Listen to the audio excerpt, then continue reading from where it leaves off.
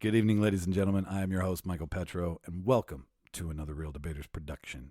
This week in the virtual living room that is Zoom is a full cast. It's all five of us because it's our year in review for 2020. Jimmy Skinner, Mark Cowell, Rob Strachan, Mark Navarro, and as always, myself will be regaling you with tales of our favorite debates, our least favorite debates, in which it's translated to the ones we sucked at, which are kind of all of them, but that's the fun. Second to that, we talked about some of our favorite movies, our least favorite movies of the year, big announcements that we've incorporated all different streaming and watchable content on the show. If it was stored on a reel at one point, it's allowed in our universe, ladies and gentlemen. So that's fun. I'm looking forward to 2021 with that aspect of the show now. We always wanted to do it. We just kind of wanted to wait until we figure, like I've said before, we just wanted to kind of figure out what the fuck are we doing here. And I think we figured that out. I think 2020 was a good year for that. So, so the next debate, just to keep your ears peeled, is all about making Survivor a movie theme. So we're taking the traditional idea of Survivor, the reality TV show. If you've been living under a rock, it's a show where they study the human condition in a very closed environment in the middle of fucking nowhere. But we're going to theme it with a movie. So that's going to be fun. So tune in. That's going to be our first debate of the year. You can follow us on social media for that at Real Debaters. As I mentioned, this is our 2020 episode. So I hope you have some favorites. I was supposed to announce the debater of the year, which we will do on our first debate of this year coming up. So you can tune in for that. The holidays got away from me doing sweet fuck all. So debater of the year will be coming up. But if you have a favorite one, or you still want to hear one that you would think we would do well at, email the show, therealdebaters@gmail.com. That's REEL. Follow the show. Follow all things Real Debaters at our website, therealdebaters.ca. That's REEL. All the spelling for the entire nomenclature of everything is REEL. For anybody who's tuning in for the first time in 2021. We hope to get to see you at the end of the year. We hope you're still there. Shout out to everybody in Canada who listens to the show, specifically our hometown, Winnipeg. Nanaimo's on there. Burnaby's on there. Shout out to BC. Martin lives in Vancouver, so we figured he's the only download. No, just kidding. We know there's more of you. But it's nice to see a lot of you now, so that's cool. So Burnaby, Nanaimo, Winnipeg, Neverville. We still see you, Neverville. And then Ashburn, California. Thank you to you guys in the States. You're a big number one fan right now. Good luck to everybody in America. We don't talk politics on the show, but good luck. My heart is out to the people who knew what they were doing and voted correctly. I got nothing else for you. I can't wait to start debating again. Anyways, I will let you listen to what we thought of 2020, and I'll cue the reel, and you enjoy the show. Let's tidy up this tangle of film by putting it on a reel. Here is a motion picture film, 1,000 feet, 16,000 separate photographs. Welcome, everybody, to the official debate section of the charter. What's the truth? You can't handle the truth. Sir, you're out of order. Out of order. I show you out of order.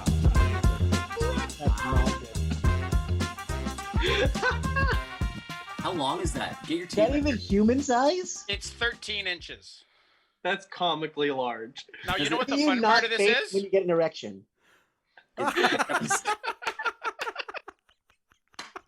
I'm a God. unicorn. I'm a unicorn.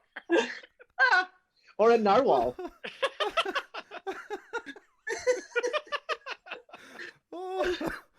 Oh, God damn it. I thank you for having that problem in your life that you now have a 13-inch suction. Was there any dildo. crotchless pants? There wasn't. There was some panties. There was a strange pleather pink dress-ish type thing. There was some Harley Quinn-esque stuff. Someone's given more than their heart at this Christmas.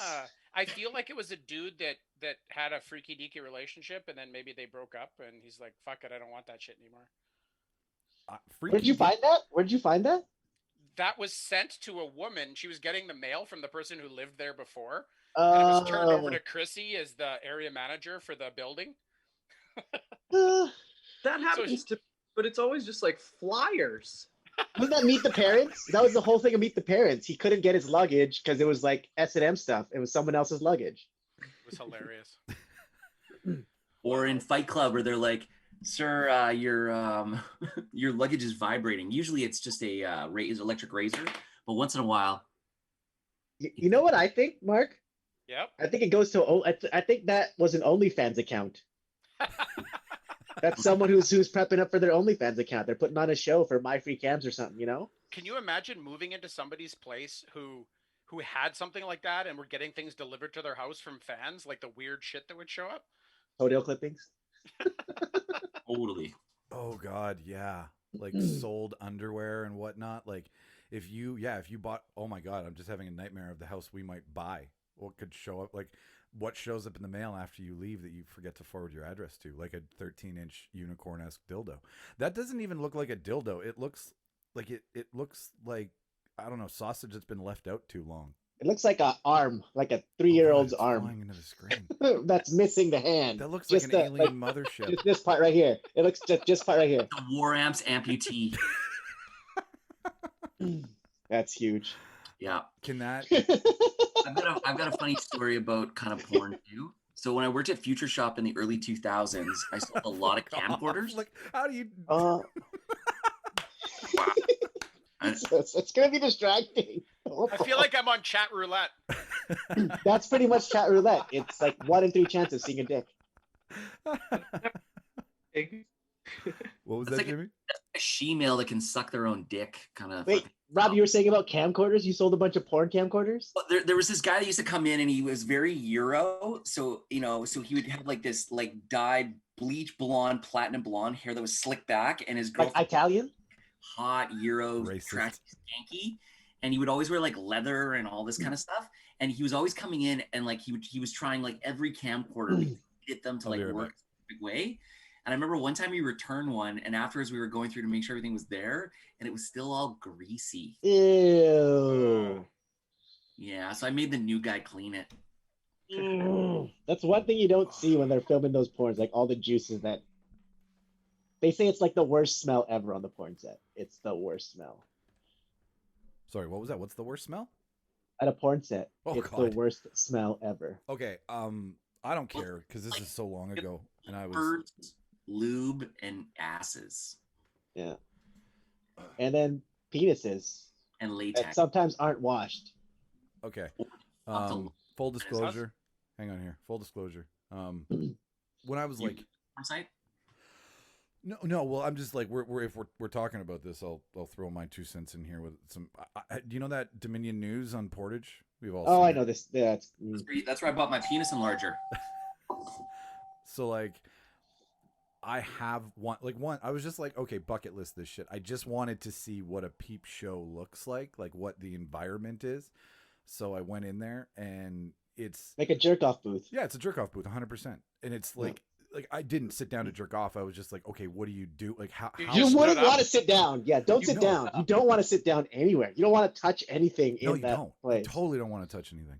And You don't want to sit jerk off. You stand up. Yeah, in those booths, you stand at the jerk off. That's for sure. No one sits down because you come where you're sitting down. Is this the old Dominion News or the newer one? I It's haven't. a new Dominion news. Yeah, tell me about what's the new Dominion.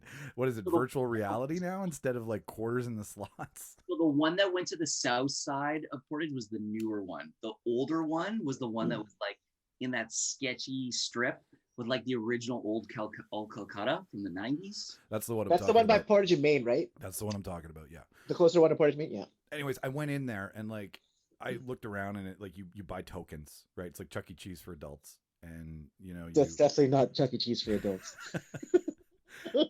and then you find a booth, and there's like big booths, obviously, if like if you're on a date, or there's like little booths if you're running solo.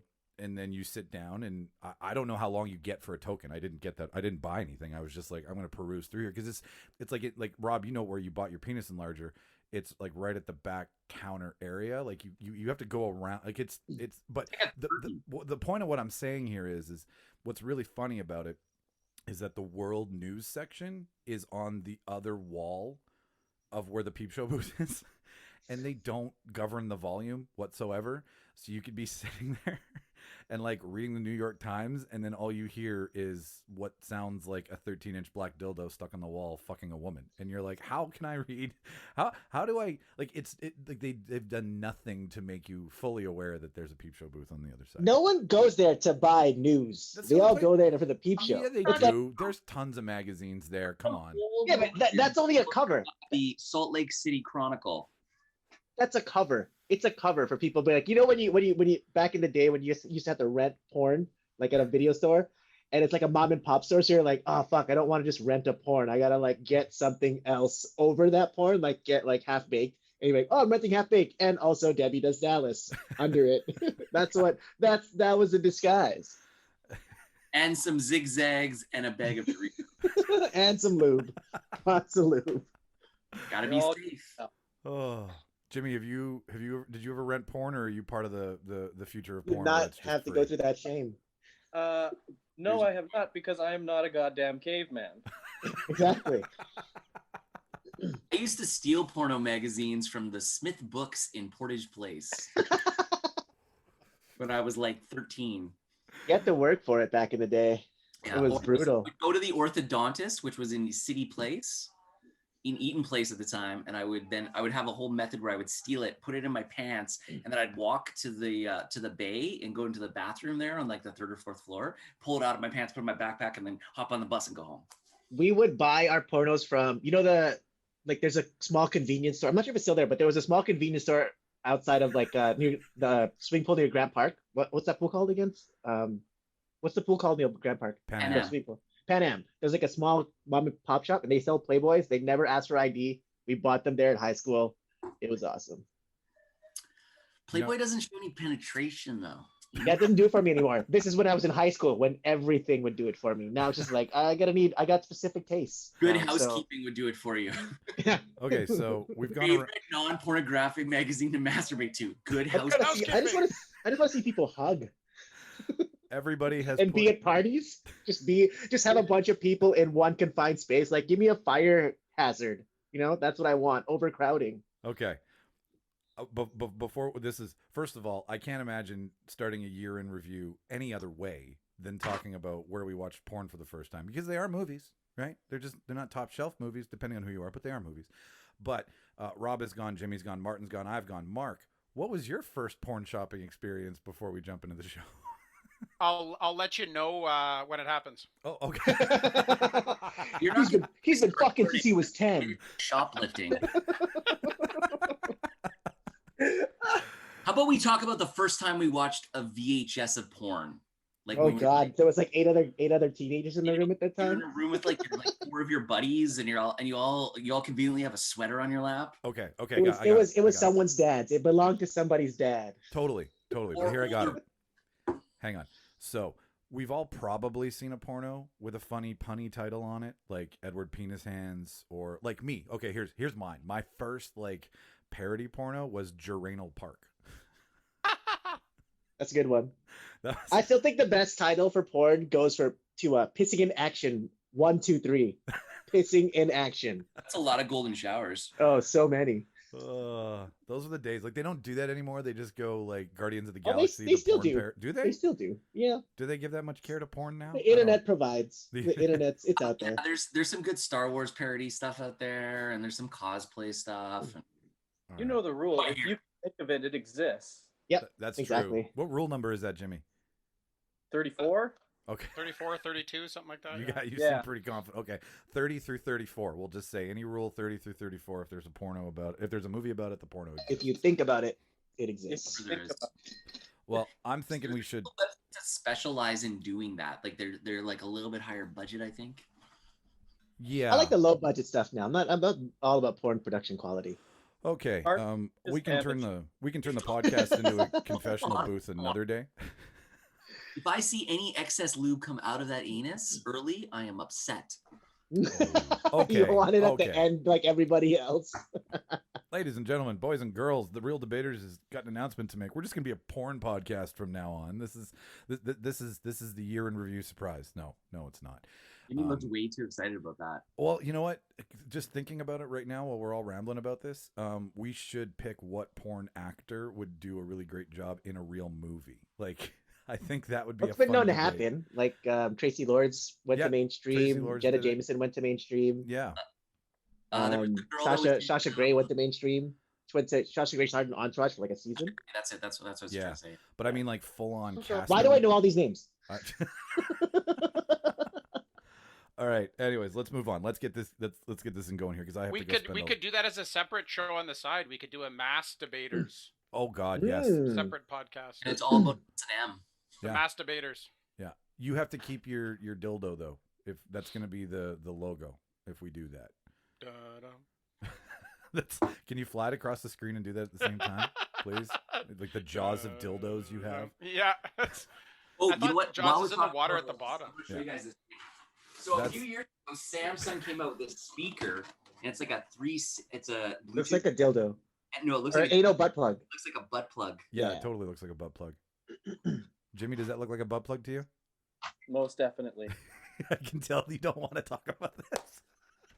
Nobody does. You just brought it up. I'm gonna call- Like I can't Okay. stop talking about it. All right, Mark, that dildo is now Bruce. Bruce the dildo. Jaws-esque dildo. Yeah, definitely. I'm getting I don't know where it's motion coming from. sickness. It's not on my end. Is that like something on the screen? A little more to the right. Screen right, not your right. Your left. There we go. All right, guys, let's kick it into high gear here. Let's. Who's going to start us off today? I think it's Charlie and the Chocolate Factory. We have to get on. We have to get on. We have so much time and so little to do. So, with that said, welcome everybody to the Debaters, the Real Debaters Year in Review. Now, last year we kind of played it with Christmas because obviously end of the year and all whatnot.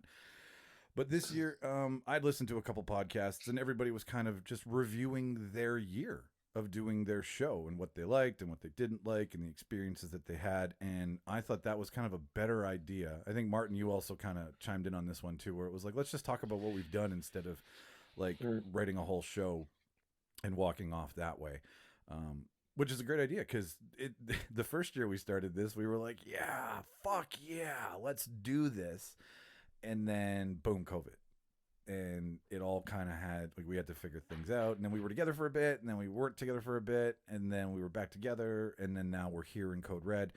And I personally think we've done a fantastic job of keeping it together, spite COVID and all the little speed bumps. And before we get into this, I just want to thank all you guys for putting up with my mass texts and sending out random bits of information last minute. Jimmy says it all. And oh, stop it.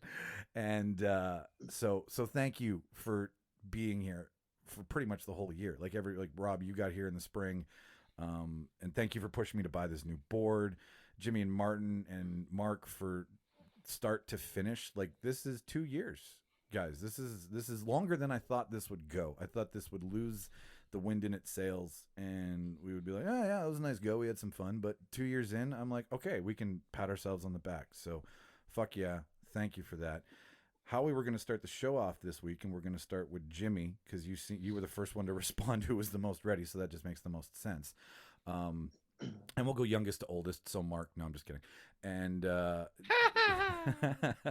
so no, it's just Dildo. Can you change your screen name to Dildo for me? That would Sure. be okay. Jimmy, we said we would start the show with your favorite.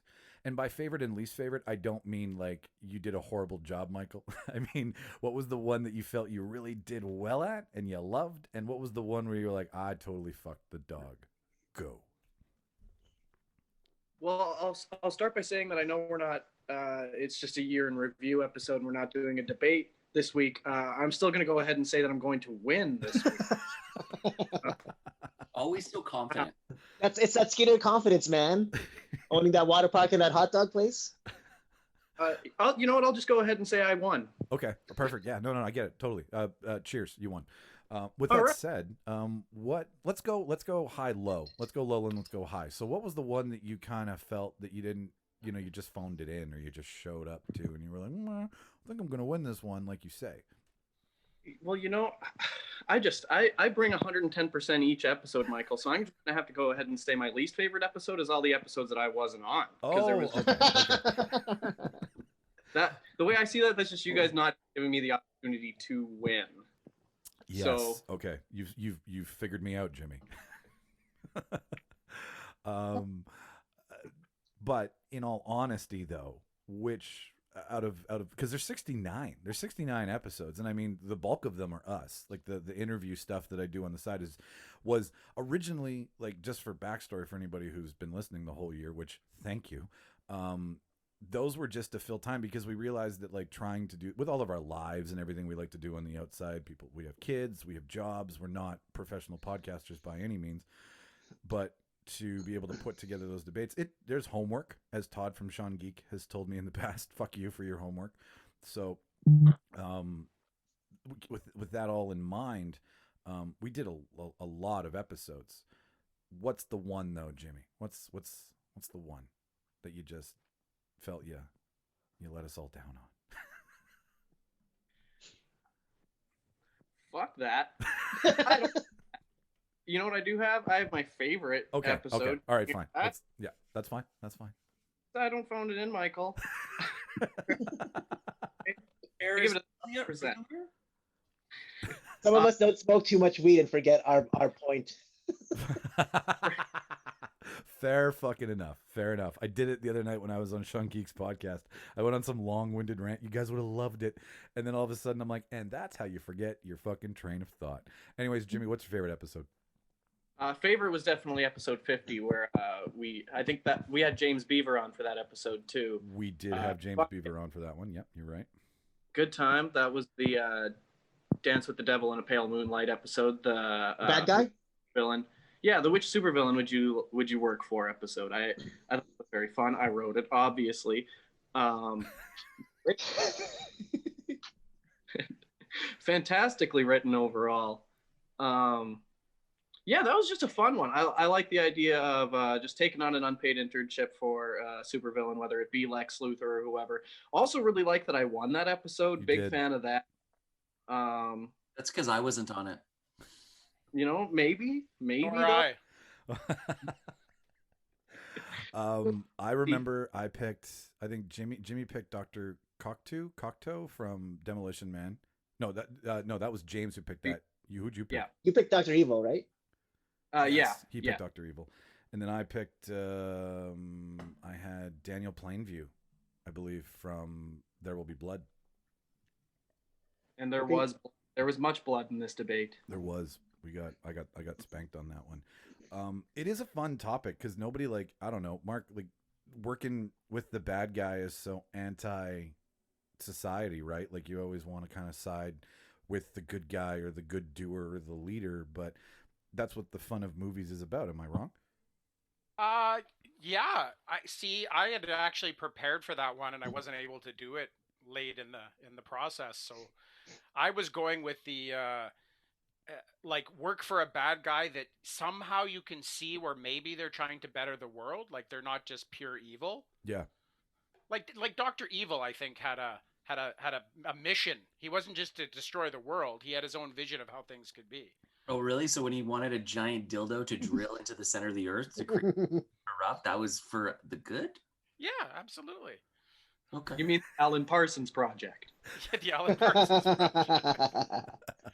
No, like, so I was picking Thanos, I think, for that one because I think he had something here with getting rid of half the people in the universe. Yeah, no, definitely. I mean, and is that the Russo brothers like sliding some, conspiracy theory into a movie and being like, maybe there are too many people on the planet and we'll use Thanos as the vehicle to get that point across? Probably not, because that's thinking too deep. But yeah, no, that's a great example of one of those bad guys that is viewed upon as bad by what they're doing, but not necessarily inherently evil, to say that. Martin, I know you have yours. Well, I know which one you wanted to pick originally, which is still coming out, everybody. So when you hear it, know that it's Martin's favorite. But of the ones that we did do you have a least favorite, or do you want to go right to the top with your? It's a weird one. My least favorite one is the one you won. I think that was episode Which one is that? Because I 61. can't remember. I don't win them. That's the one where you rigged it for Hugh to win. Do you remember? And I don't know how we voted for him. That's the quarantine buddy one where you had to pick a murderer or a scary yes. protagonist, scary movie protagonist or whatever. Yeah. I think he was the least shittiest argument. But I mean, you're in isolation and you pick a cannibal. You can't leave the house. If you run out of food, he's going to eat you. And I don't know who voted for him. Whoever was on the show and voted for Mike, shame on you. Shame on you. It was actually clever. You go first. Explain why, Michael. He also had lots of notes, so I felt sorry for him because he had done like a lot of prep work. So I felt like maybe he deserved one. No, no, the notes were garbage. I voted for Mike because I thought no one else was going to. Why would you do that? Now he won. What So episode it was a was pity that? vote, is what you're saying. Mark's Right. asking a question.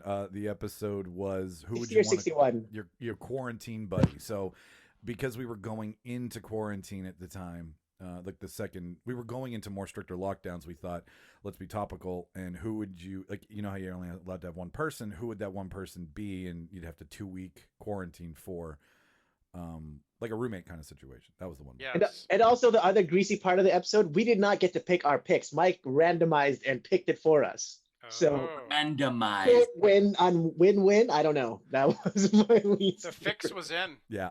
Yeah. Okay. So for 2021, we will share the randomized, quote unquote, randomized. I'll send you the randomizer, Martin, so you can be in the. I don't want to see it. I'm done. We're done. Let's leave. Okay. Let's leave 2020 behind us. Okay. Hey, fuck you. I'm not the reason 2020 sucks. And I mean, the best part that I love, that I really do love, is that like we all do this together. It's a fucking group effort. But like, I was the one who was like, let's start a podcast. And then I'm the one who gets shit on all the time on the idea. Like, I came up with an idea for my own masochistic torture. We've had episodes dedicated to that. Oh, totally. But like the one thing I absolutely love in the world has set me up to never win. Like I control, like I'm in the driver's seat here. Like we all work together to make an episode, but technically like I should throw that monkey wrench in more often, Martin. So in 2021, maybe I'll just make a new randomizer. See what comes up there, buddy. I think you need to be less Shakespearean soliloquy-ish when you're presenting. I feel like you loaded up with a lot of big words. Which he doesn't understand, by the way. Hey, I know them now. Like it's all about learning.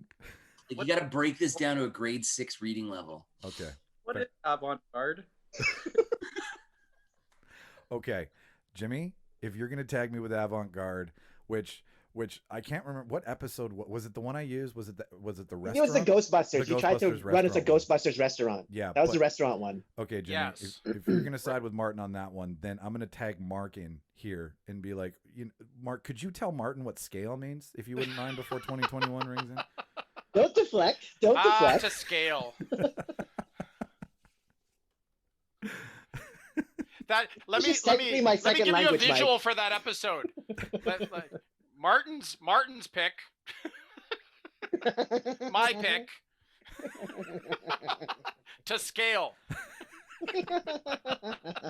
So if you're tuning in for the first time, there's context to this. We picked it was our king. It was what was the video game where all the characters Rampage. Rampage. Thank you. Yes. So we took the movie Rampage from The Rock, and then we thought, let's make our own. So we picked our own big monster, and we had a very big confusion of what to scale meant. And Mark picked a kaiju. Martin, what'd you pick again? I don't remember. Hellboy? Yeah, you did When pick he gets Hellboy. when he gets big. Yeah, you totally picked Hellboy.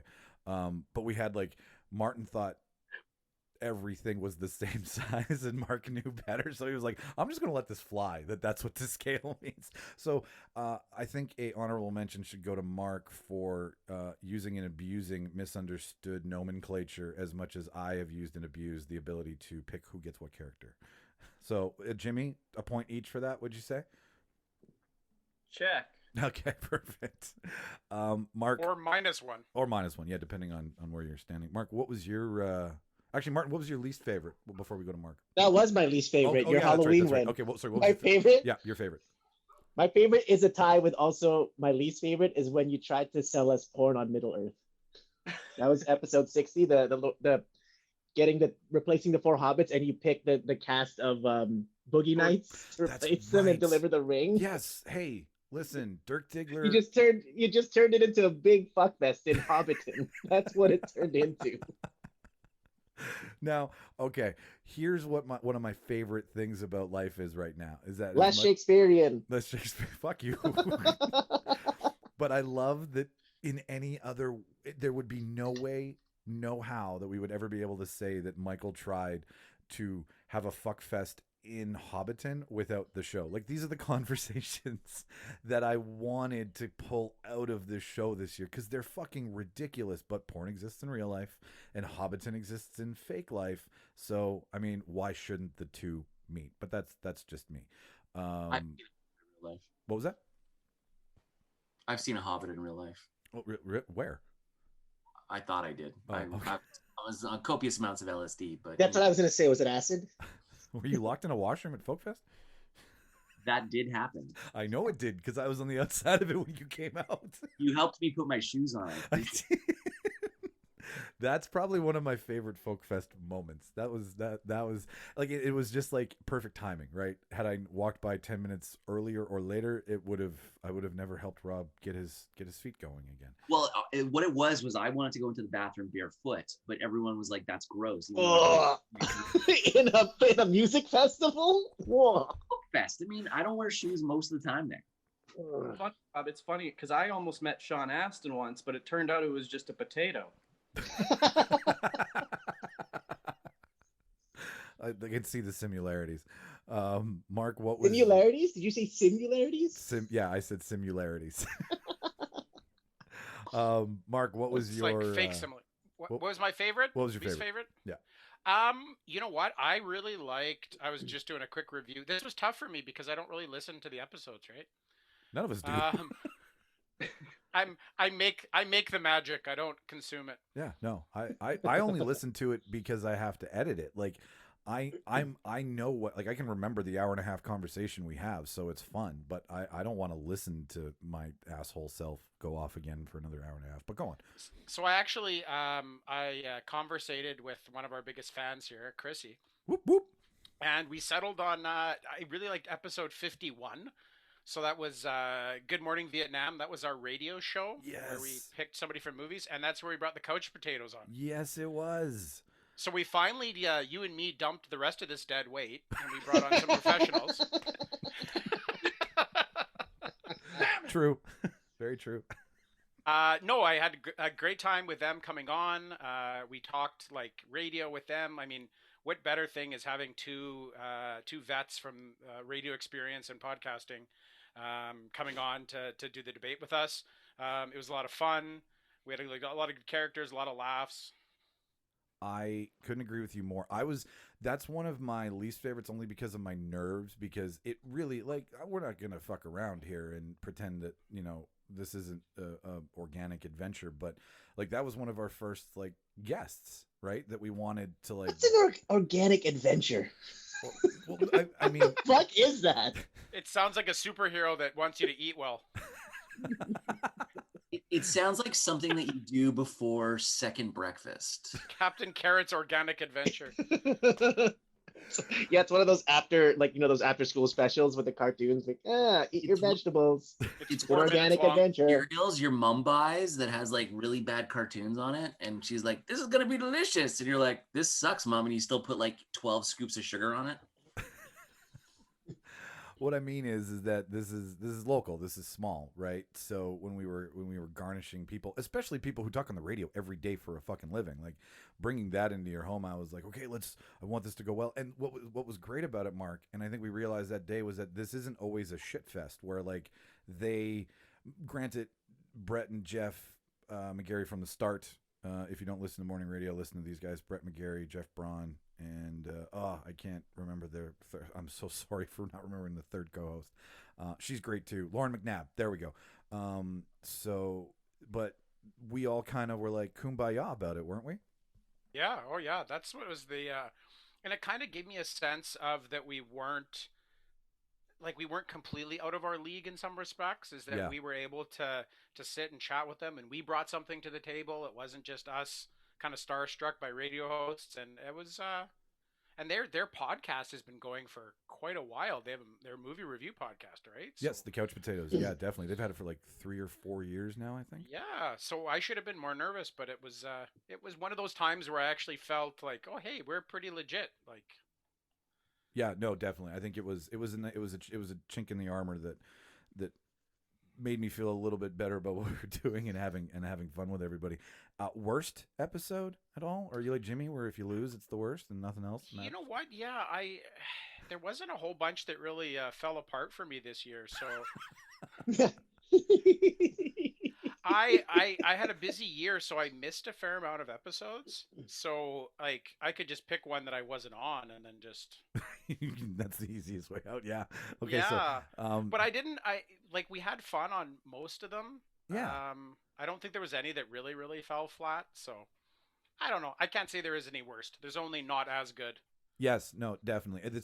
There's like ebb and flow because I think me and Martin have had this. We've all had this conversation where like when we started to find traction with how to make sense of this was the Sylvester Stallone and the Arnold Schwarzenegger stuff, which are obviously some of my favorites because that's kind of where it's like, hey, ding, light bulb goes off, you start figuring shit out and having a lot of fun with it instead of just trying to create something and hope it works. And you're like, okay, now we're having fun. So.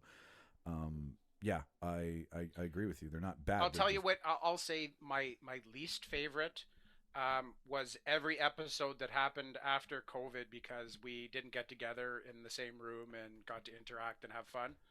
Oh, I think that's unanimously. I think we all unanimously agree on that organic adventure. That's for you, Martin. And and so I still don't know what it means, but yeah, no, it like is as great as having something to like a safety net to catch it so that we didn't have to stop, and not so much because we weren't producing anything, but stop because we do like we're friends. We all like getting together. We like talking and being in the same room, and that was 90% of the fun of this was just to get together and have a couple beers in the afternoon and shoot the shit about movies, and then being forced to do this. So well, definitely. I never even thought of that. I mean, we're doing a podcast, so the people that are listening are only listening, but the interaction, I think when we're all in the same place, the energy is up and it's high, and we still interact with each other even if we're not talking, and sometimes we can interject things better than we can in this format because it's hard to talk at the same time in this format. Totally. And it's rife with the possibilities of technical difficulties throughout, echoes, whatnot. So yeah, and you're right. Like the when you're in the room, there's not a half-second delay because Zoom servers aren't strong enough to handle the feed, right? So yeah, no, I totally get that. It's harder to make fun of people in this format because you can't give them shots while they're talking because you kind of talk over each other. So yeah, no, I agree. Like you have to like, and you know I like that. Like I like cutting you off. Like every time right now you're trying to speak, I keep cutting you off. Yeah, no. The middle of your sentence keeps interrupting the beginning of mine. Well played, sir. Well played. Rob, I'll go last. So what about you? And I just want to, like, Mark, me, and Rob, I know I tweeted this out and said this out before, but I want everybody to know that, like, you came on, you pushed me to get a better board, and I thank you for that. Because I would have fucked around and dilly-dallied and been like, well, whatever, I'll get to it when I get to it. But you were like, no. And then we had a conversation about it, and you're like, yeah, I push people. And I'm like, thank you for pushing me, and thank you for doing this, because you have a newborn, and you make time for this. So that means a lot to me and the rest of the guys as well, too. So I just wanted to say that before you got to go off. I don't know if she's a newborn. She's 19 months today. I own cats, man. I have no idea what the nomenclature is for children. Hey, Rob, can you keep telling us her age in months, like right through till she's 18? I could, but it's a lot of my little girl's 78 months today. My multiplication tables aren't like they were in the third grade, you know? They're fast, but they're not that fast. We're at month 220. All right, Rob, give her shit. My least favorite episode was probably the quarantine one, episode 61. Boom. Just because I was really ill prepared for it. I also had to choose like the Saw character. I got given the Saw character, and I stopped watching those movies after Saw 2 when that girl jumps into that pit with all the needles in her arm. Oh, God. No, I was like, I can't do these movies anymore. That's the worst scene. And but the close runner up to the worst episode was Mike wearing short yoga pants. But to Mark's point, I miss that because right now I know that Mike isn't wearing any pants, but I can't tell. Don't stand up. Oh, Ah, Whoa. I did not. You didn't have to lift up your shirt. For all you listeners at home, we all got a little bit of a show. Mike is only wearing Stressed a little bit part. Oh, sorry. Say what, Jamie? What was that about my crotch? Mike's only wearing a jock currently. I like to feel the air against my inner thighs, guys. So That was D-movie quality footage right there. D movie quality. So unedited camcorder. Got it. All right, Rob, but go on. Okay, so me wearing yoga shorts. I think that's when you first started coming on. Like we've known each other. We've all known each other. Like me, Martin, Mark, and Jimmy, or me, Martin, Mark, and Rob have known each other forever. Jimmy, I feel like I've known you forever now too. So you're in the same. Oh, stop it, buddy. But like me and Rob hung out through doing stuff with Dodgeball and Folk Fest and all that. But like that was the first time I really kind of started like seeing each other on a regular basis. And I introduced you to Short Yoga Short Micheal right off the hop. Well, I think that was actually about the 5th or 6th episode that I'd done, but that was definitely midsummer, like, 40 degrees outside with the humidex, kind of stuff. So I respect that. I mean, I would like to show up with, one of my ball sacks hanging out of my underpants, but I'm a civilized human being.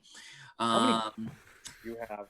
Anyway, but the episode was also the episode where Mike had short yoga pants on. Just kidding. I really liked episode 60, the Hobbit debates. You won that one. I won that one. I crushed all dissent and arguments in that one, like just eviscerated all arguments. I was like fucking nobody fucks with Picard, man. And It wasn't Picard we had a problem with. It was Data. That was the loophole. Yeah. That was the loophole. I mean, like. But you won. Next time I will choose Tasha Yar. Sorry. She's a good security officer. She was, but I feel like she really died shittily, like the black goo on the Ferengi planet. Like, what the fuck? He dies from goo. Star Trek-esque, like very like red uniform, like death. Yeah. Yeah. She died too soon. She died because Worf's job previous to that was kind of shitty, and they were like, Worf's like really popular, so we got to make him like this, anyway. We could debate TNG all day, but I mean, we're here to talk about movies. Well, we can, because you know what, Rob, to your point, we're going to have a little bit of an announcement at the end of the show for anybody who hasn't been following regularly. We're actually going to put it on paper about television. But I will end this segment so we can carry on here. My least favorite, actually, and it comes from the fact that I just fucked the dog on it, in my opinion, because it was you can't handle the stream, making our own streaming services. I really liked Mark's. I think I even voted for Mark on that one, and that was Mark, Jimmy, me, and Chris. I think. Jimmy, am I right about that? I think so. This is the one where you guys wouldn't let me have a game show streaming network. That's exactly what happened. Why wouldn't they give that to you? That sounds like an awesome idea. That's Well, against the rules. Martin. yeah. I don't know. What Mark said. It's against the fucking rules. Would you have Wheel of Fish? I'd have any game show you can imagine. And you can just make up a bunch of game shows.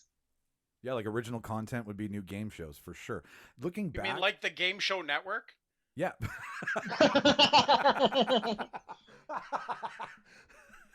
They don't have a streaming option. No, but technically, Jimmy, when it's on all the time, it's always streaming.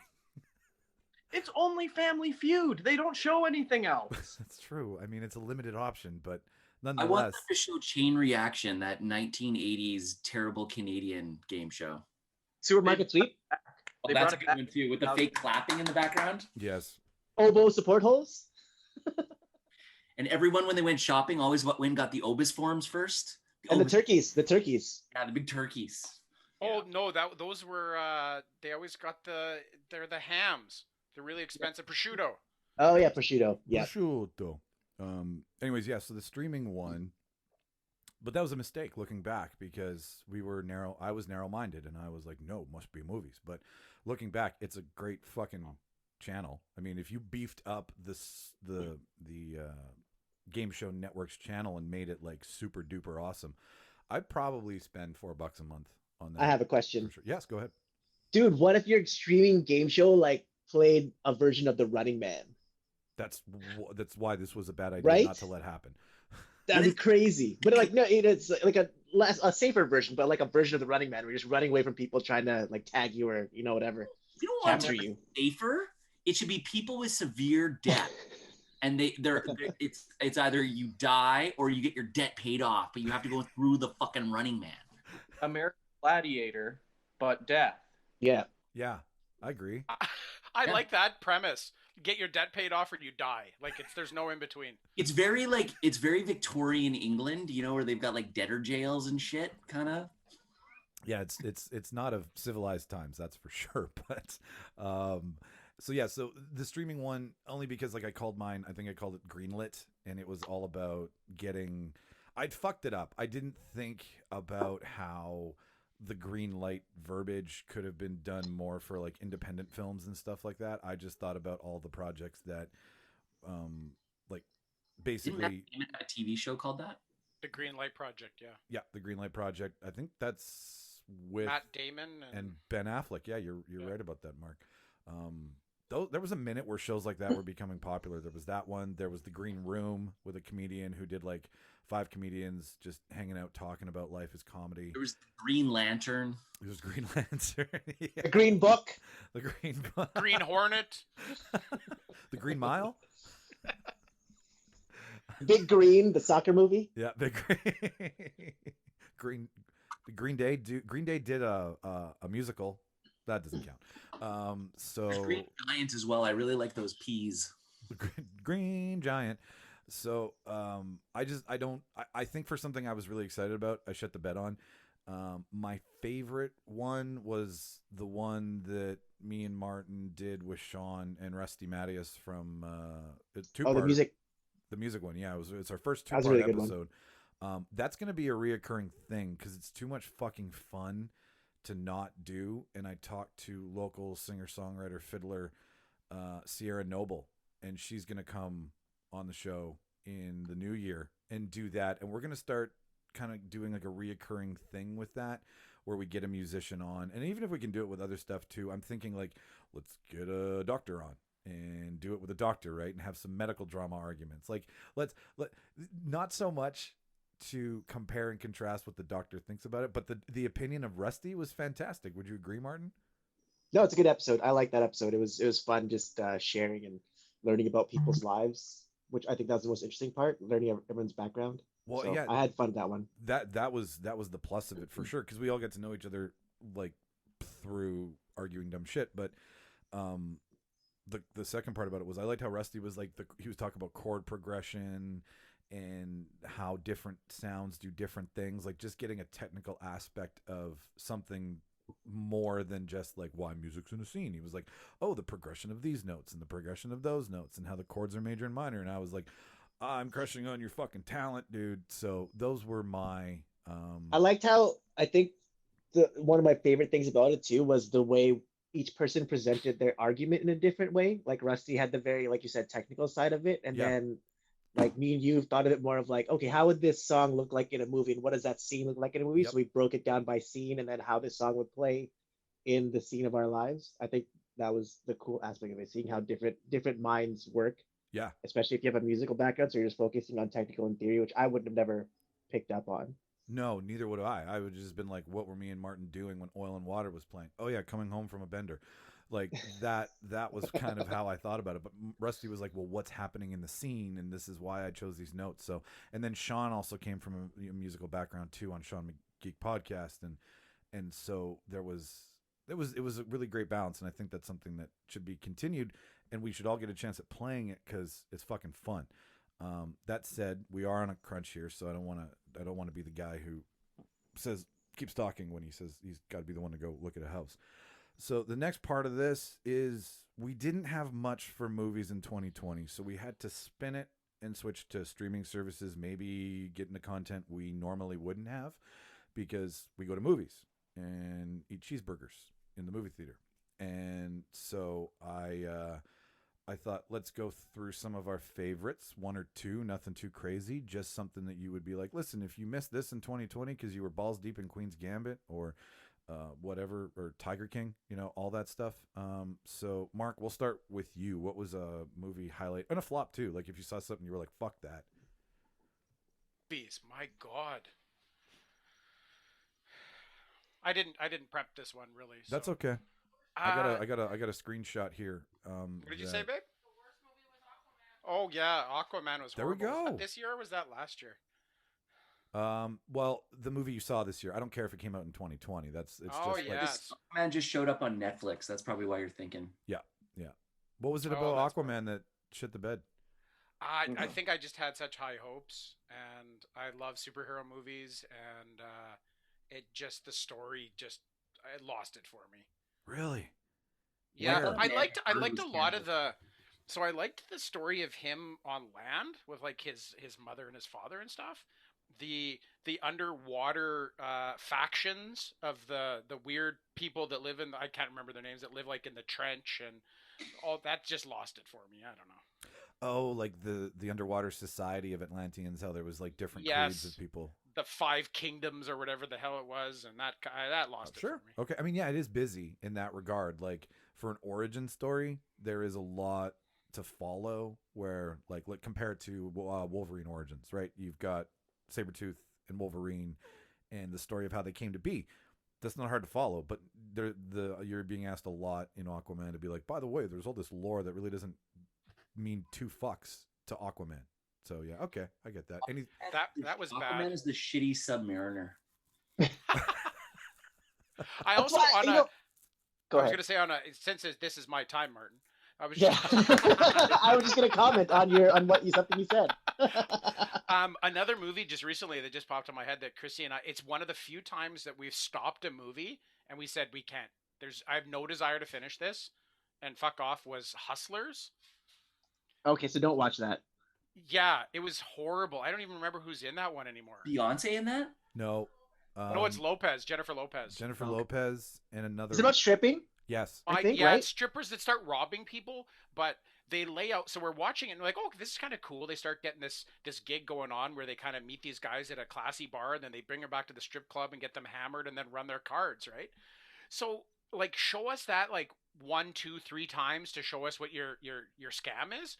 But they literally we were on the 9th or 10th replay of the same fucking scene with a different dude, and I'm like, we just shut it off. We're like, I really don't care how this fucking finishes, and we actually had high hopes for it, like like pretty much all female cast, and Yeah, no, I saw it on Prime and I kept skipping over it and I was like, should I give this any of my time? Like, do I care to learn about, and not in a derogatory sense, but do I care to learn about a bunch of strippers who robbed guys and basically took the profession into their own hands and kind of made it more theirs instead of being oogled at? Because I think that's the metaphor for it, is it not? yeah, like it came off to me and Chrissy and I from the previews that it was a sort of a female empowerment movie, if you will. Like sort of female bad guys that are not really bad. Yeah. Heroes. That are taking a male dominated industry where maybe they're exploited and now they're turning the tables and exploiting the customers, but it just fell flat for me. Okay. Any hot ones? Any good ones? Any ones that? You know what? Do a round Yeah, of the yeah, yeah. worst, Okay. and then I'll come back and Sure. I'll tell you my Yeah. best. No. Jimmy, you are in the hot seat, sir. Go. Man, like Joker. so for best or worst, there's like I can only think of one, and I was so disappointed because when I heard about it, like I was excited, and it's a movie Fantasy Island from Oh, Blumhouse. yeah. Oh, Like that, I was so excited when they were like, "Ooh, we're gonna make it a horror movie. It's gonna be done by Blumhouse. It's gonna be good and interesting and scary." And instead, we got like this weird PG-13 horror. Yeah. Nothing. Yeah, no, I've watched 3/4 of it, and I started to give less of a shit when Ryan, I can't remember his name. He's the big dumb blonde guy with the Asian Yeah. brother. Like when their fantasy started to come true, I was like, what? Am I watching American Pie or am I watching a remake of a horror movie? Right? Like what am I getting here? It feels like a lot of these movies that come out, like a lot of these horror movies that come out more recently, are tailored towards teenagers, and I don't. The characters are just so hard to like, and I don't really want to root for them. And maybe that's the point with these. I'm not supposed to root for them, but it's always nice when you have somebody that you can root for in these movies and someone that you can hope survives. You know, Totally. Yeah. Like and get invest that in here. it. Yeah. Okay. It's because you're a millennial and they're all Gen Zers, and you're just like, die Gen Zers, I hate you. Well, the characters aren't always Gen Zers. They just behave like it, and it sucks. He's totally right. Like they're older characters who just are whiny little fucking bitches. It's annoying. Um, a favorite? No. Do what Mark said and do the laugh. Oh, okay. I'm okay. I missed it. Martin, worst one. We're doing worst one. It's an older movie, but I I did this is one of the movies I haven't finished. And it's called like Kevin Hart's Night School. It's not meant to be great, but I got through probably I think I had 10 minutes left and I'm like, nope, don't need to see how it ends and just stopped it there. But like, okay, and I get that. Fuck you, movie. You've taken enough of my time. I don't want to give you any more, even if it's 10 minutes. But on the flip side, it's only 10 minutes. Like, don't you want to check the box? Nope. Okay. Nope. Nope. Nope. I'm out. I'm out. Okay. All right. I don't normally mind Kevin Hart movies. Like I mean, he was great. Like I like he was great in Jumanji and stuff like that. And I don't know. This one I just like. Good no. when he's with The Rock. Yeah, he's great when he's The Rock. They're a good Or duo. even the Will Ferrell movie, Get Hard, when he's trying to like teach him how to go to jail. That was pretty funny.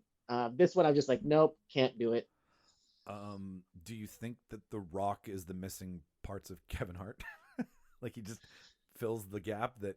You mean like Master and Blaster from Mad Max?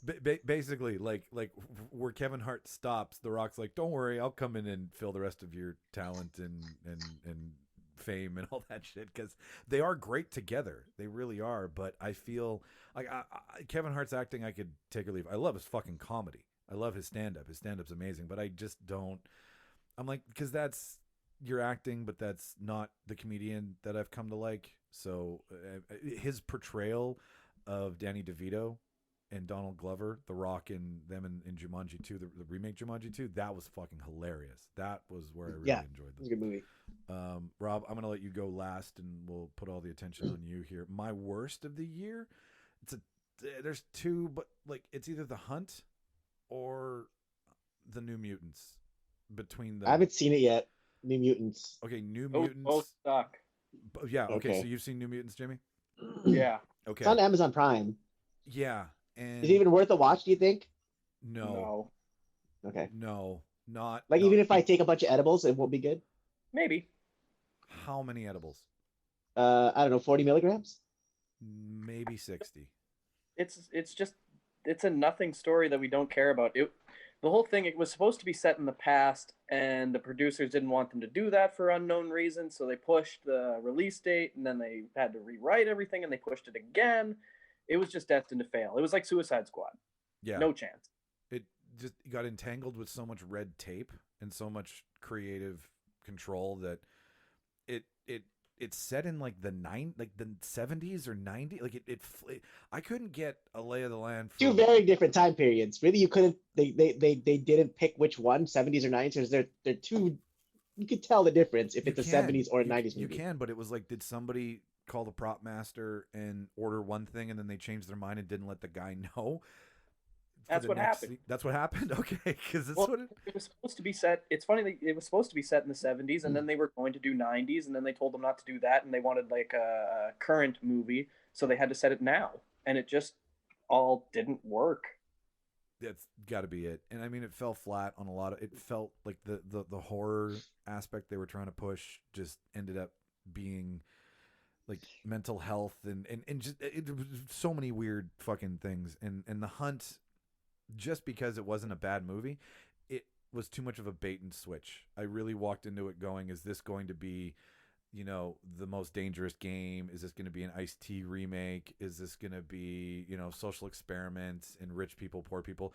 And it is the one percenters versus the rest of them. And it is, deplorables versus liberals.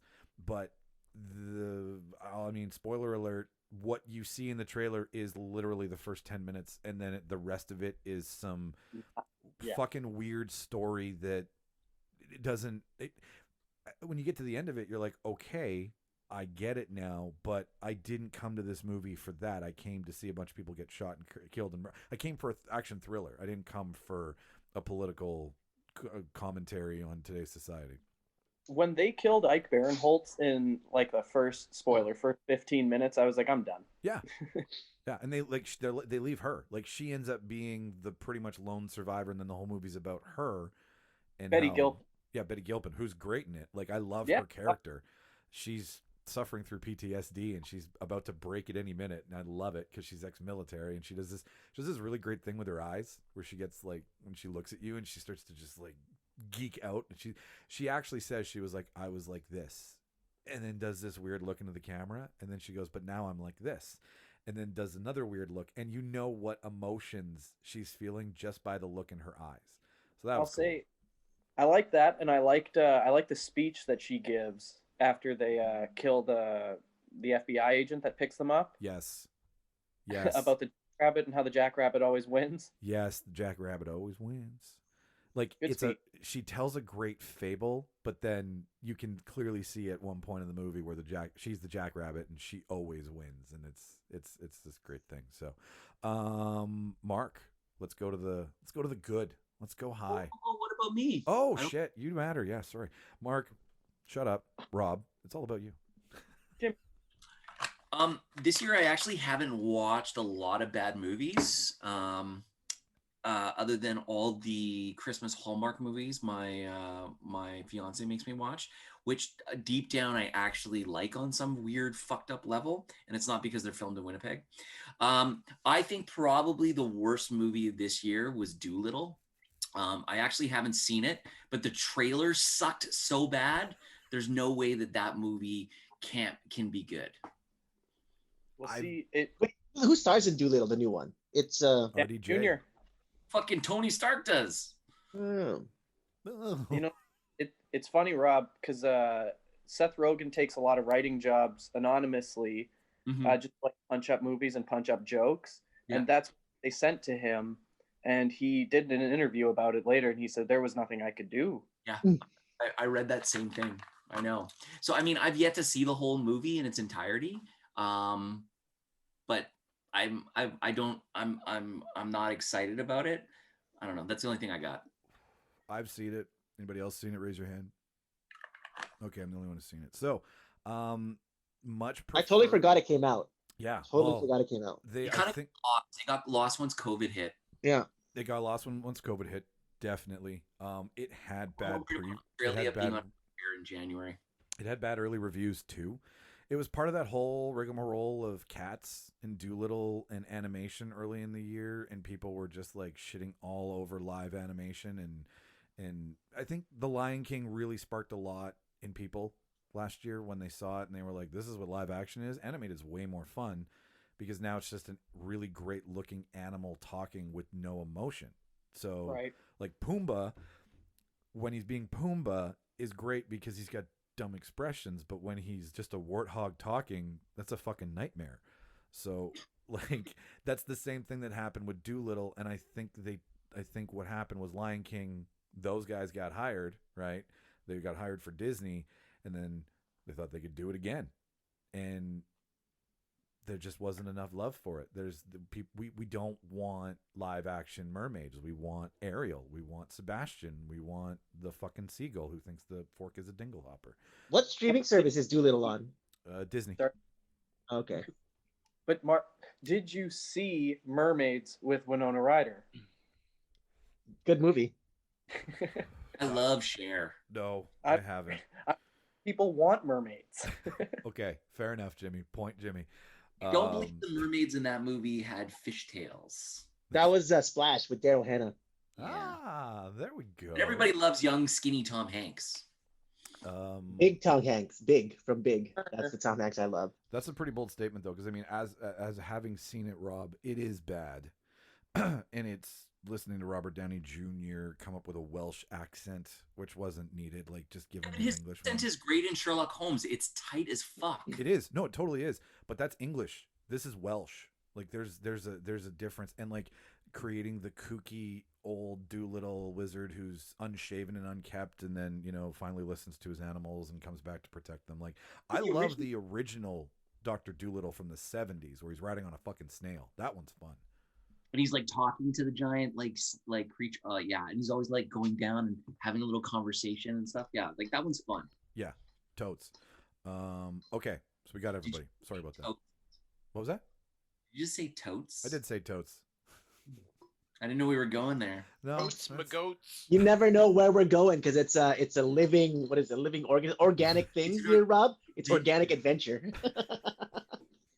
He got that off a Snapchat post. Probably. I got it off a hashtag somewhere. So A meme. Let's go high. Let's talk about what we liked, and we'll start with Mark because I've remembered. Okay, everybody. so I got some thoughts on this. This is kind of going to be a really good segue into what we're going to discuss later as far as announcements and stuff too, Mike. But realistically, as of March, we were all locked up in pandemic. So this was the year that movies didn't happen like movies normally happen. Yep. We got a lot of independent releases, right? Some small studio stuff. We started seeing the emergence of like direct to consumers in their home VOD releases.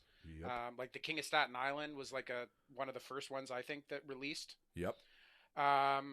So this was a year where I think a lot of people consumed their media through streaming services. Totally. And movies on streaming services and series on streaming services. So I think we're doing ourselves an injustice here if we don't include some of the amazing series that people watch this year on streaming services, even though historically they're getting classified as TV. Yeah. I don't think we can call that TV anymore. No, we totally can't. And like, you know what? Fuck it. Like this isn't, like we're not announcing the return of Michael Keaton on Batman here. What are you doing? You're like, Oh, what am I doing? Looks like you're hitting something or jacking off in the air. I don't know. Your right arm was going nuts. Mark sent over the dildo, so I'm just waving it around over here. So all of this to really say that I think when it comes to the best of the year, most of the breakthrough stuff I think came from some of the streaming things that we saw this year. We saw like The Last Dance, the Michael Jordan documentary that was huge, was fantastic. Even people that were like could care less about basketball loved that. We saw the Mandalorian continue into season 2. That was everything that was talked about. So I think those have to be in the running for some of the best stuff. As pure movie wise, I think I was trying to think through and of the movies we actually watched. I love The Gentleman. That was released right at the beginning of the year. Yes, Charlie Hunnam's character was fantastic. I think that's the only Hunnam movie that I didn't mind him in. Like I don't normally like his acting, but for that one I actually liked it. So I agree with that. He was good.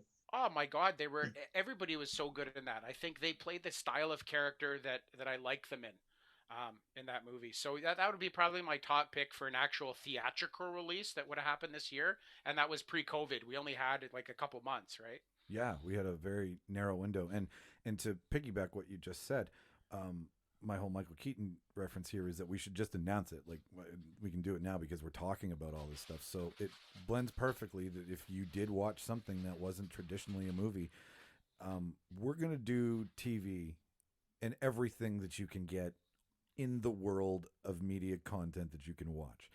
I'm even like, if there's something on YouTube that is good, like Hot Ones started on YouTube. That's one of the best streaming podcast / YouTube series out there with Sean Avery. And I mean, me and Mark have talked about this multiple times. Sean Evans, thank you. We've talked about Evans as well. And because Avery's the hockey player. And so if it's watchable and it's produced well, even if it's not produced well, I don't give a shit anymore. We're leaving too much on the table, as they say in poker. And or, is that right, Martin? Or is that organic adventure too? I don't know anymore. Okay, all right. It's adventurously organic, kind of like an 8mm snuff film. Yeah, with Nicolas Cage trying to find out who made it. So we're announcing, big deal, I don't know where the drum roll machine is, but we're gonna do anything that we can watch because I did the research. I was like, okay, does it make sense? Everything played on a reel. Everything played on that classic reel when TV was first invented. Then when TV was like, let's go to the big screen and make movies. And so if it's reel based in any way, shape, or form, then it can be talked about in real life. So 2021 will allow for all streaming fucking content, which like we all fucking love The Mandalorian. We all, I think, watched Queen's Gambit. These are things that not being able to talk about or debate the merit of these characters is a loss for the show. So, And with you that, you can't tell me that the Mandalorian wouldn't, 5-10 years ago. There's no way that could have been a TV show. no way. Nope. Well, No. yeah, That's because, a movie. because Disney didn't own it. Well, the whole idea of Disney and these massive studios getting behind quote unquote TV, they're just movies, they're sagas that are segmented into 1 hour blocks or 45-minute blocks instead of hour and a half, 2 hour movies. They're badly edited movies, is all it is. Yeah, like you They're can't tell me 13-hour The movies. Boys also was a show that we absolutely loved this year. So did And Barack there's Obama. no way that's a TV show anywhere else. No, you're totally right. And it's anti-hero for like people who are always like, what happens if superheroes do bad things? Now we know. Yeah, no, The Gentleman was, I finally finished The Gentleman a month or two ago now. And yeah, it's everything that I want from Guy Ritchie that I haven't been getting from Guy Ritchie for a while. So good choice on that. Martin, what's a favorite? In terms of since we're talking about streaming movie in general, I like the Trial of the Chicago 7, the new Aaron Sorkin movie. Thought that was really cool. It's like takes place in the 70s. Guys get charged for conspiracy because they're protesting the Democratic National Congress. My favorite part about it, I think, was Sacha Baron Cohen's character. Really well acted from him. Love seeing him on screen and knocks out of the park with that character that he plays. He's a sleeper. Like the acting that he can do, the spy. I caught a bit of that. Like I think, what is he? I know he's got a degree in, well, it's Ilsa Fisher, his wife, has a degree from some school, like a clown college. Like she's a certified clown. No, that's Sasha. That's Sasha? Okay. Fuck, that's even better. But like you would never think that the guy who puts Rudy Giuliani in a hotel room with a fake reporter is also the guy who can do the Trial of Chicago 7. I couldn't finish the new Borat. It was too much. I like it, but it was like at one point my anxiety levels just kicked way too high when I was watching. I'm like, I can't finish this movie. It didn't have the same magic as the original either. Like No. it was good, but it wasn't as good. He's just too well known now. I felt like some of the scenes were forced. Yeah. Absolutely. It didn't seem as natural as the original, but maybe it's just because we'd already seen that and Bruno already had taken it to such a crazy, more ridiculous place afterwards that it's hard to follow that up. Mm-hmm. I concur, definitely. Jimmy, what about you? For favorites, man, it's funny we say that we didn't really get a lot this year, but there were not even hidden gems, just like fun movies that came out. Like I wouldn't say it was my favorite, but Guns Akimbo was just a nice fun watch with It Daniel totally Radcliffe. was. Like that, I had fun watching it. It's not the best movie ever, but it was a good time. I'd say the same for American Pickle. That was a good movie. yeah, I really liked it. I thought it was really fun as well. What else? As for my favorite, though, it's a toss between Invisible Man and I'm Thinking of Ending Things. Oh, okay. I don't know if you guys... Invisible Man was fucking unbelievable. Like, just the way it was shot, Lee Wanell is just... I think he's really coming into his own, and he knows what kind of style he wants to do now, and he's going to do it, and it's fucking awesome. I don't know if you guys have seen I'm Thinking of Ending Things. That's just... it was a Netflix release with... what's his fucking name? With Jesse Plemons. Yep. As the lead. It's very confusing. It keeps your mind going the whole time. Isn't it Charlie Kaufman? Yes, it is. Yeah. So same guy as Jim Carrey, Kate Winslet. Man on the Moon? No, not Man on the Moon. Well, that's... What's the one I'm thinking of where they wipe their brains? Oh, Oh, it's Eternal Sunshine of the Spotless Mind. Yeah. There you go. Yeah, that's Charlie Kaufman too. So it has a lot of that feel. It's just you you think it's gonna go one way and then it doesn't go that way, and then you think it's gonna go another way and it doesn't go that way. It's a never ending. Where's this gonna go? But in a good way. It's a fun watch. Everyone should really check it out. I think I'm gonna add it right now. Yeah, no, it's on my list too. I've been meaning to dig into it. It's good at making you feel really uneasy. Those are great. I like those. That's what did I see recently that I felt like that? Afterlife with Ricky Gervais is, I strongly suggest a Oh, watch. it's a great series. It's so good. I mean, I don't know if anybody watched Derek. Raise your hands. Did you watch Derek at all? No. Okay, so that's him playing. He's I don't know what mental issue he has. I don't know if, but he works in an old folks home, and it's just a cast of characters who are all in Afterlife. But Afterlife is specifically about a guy who loses his wife, and she made videos for him to get through the day after she died of cancer, and he's literally like on death's door wanting to end it.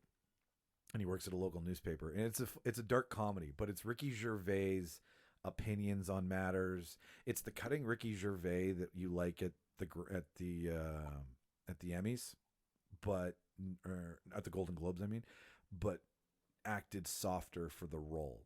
I don't know, Martin, would you agree with that? Like his what he believes in religion and comedy is in this character, but it's a depressing character to watch.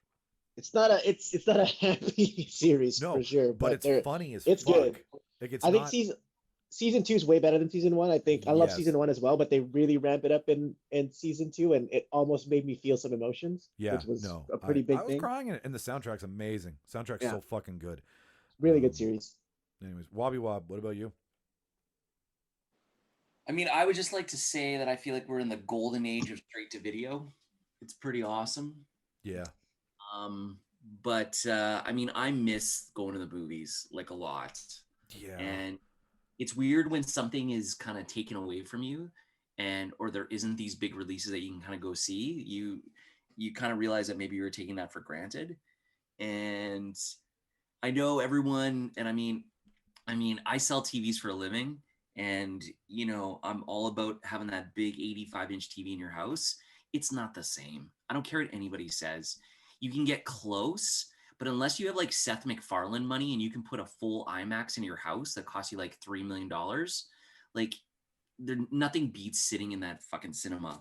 But I mean, the fact that we were able to go see Tenet still this summer, and I mean, I'm gonna be honest, it's not my favorite Christopher Nolan movie, right? It was great, it was awesome. I'll be in the shower and all of a sudden like it'll pop in my head and I'll have some like new epiphany about it, and I'll need to think about it for like 30 minutes or something.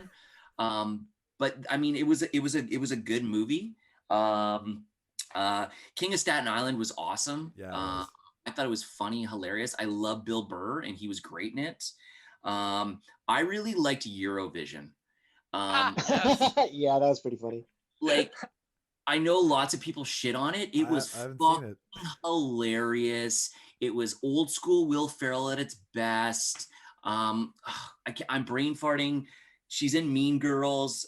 Who's in it with Rachel McAdams. Rachel McAdams is so good. It's such a good feel-good movie, and it's funny, and I don't know, and it made me want to go to Iceland even more, and it was awesome. I really liked Extraction too, with Chris Hemsworth. Really? I like that movie. I don't know. It just had a good feel to it. I love the filters. I love the grittiness of him, like, blasting his way through, like, Bangladesh. It was just, I don't know. It was just kind of, I thought it was good.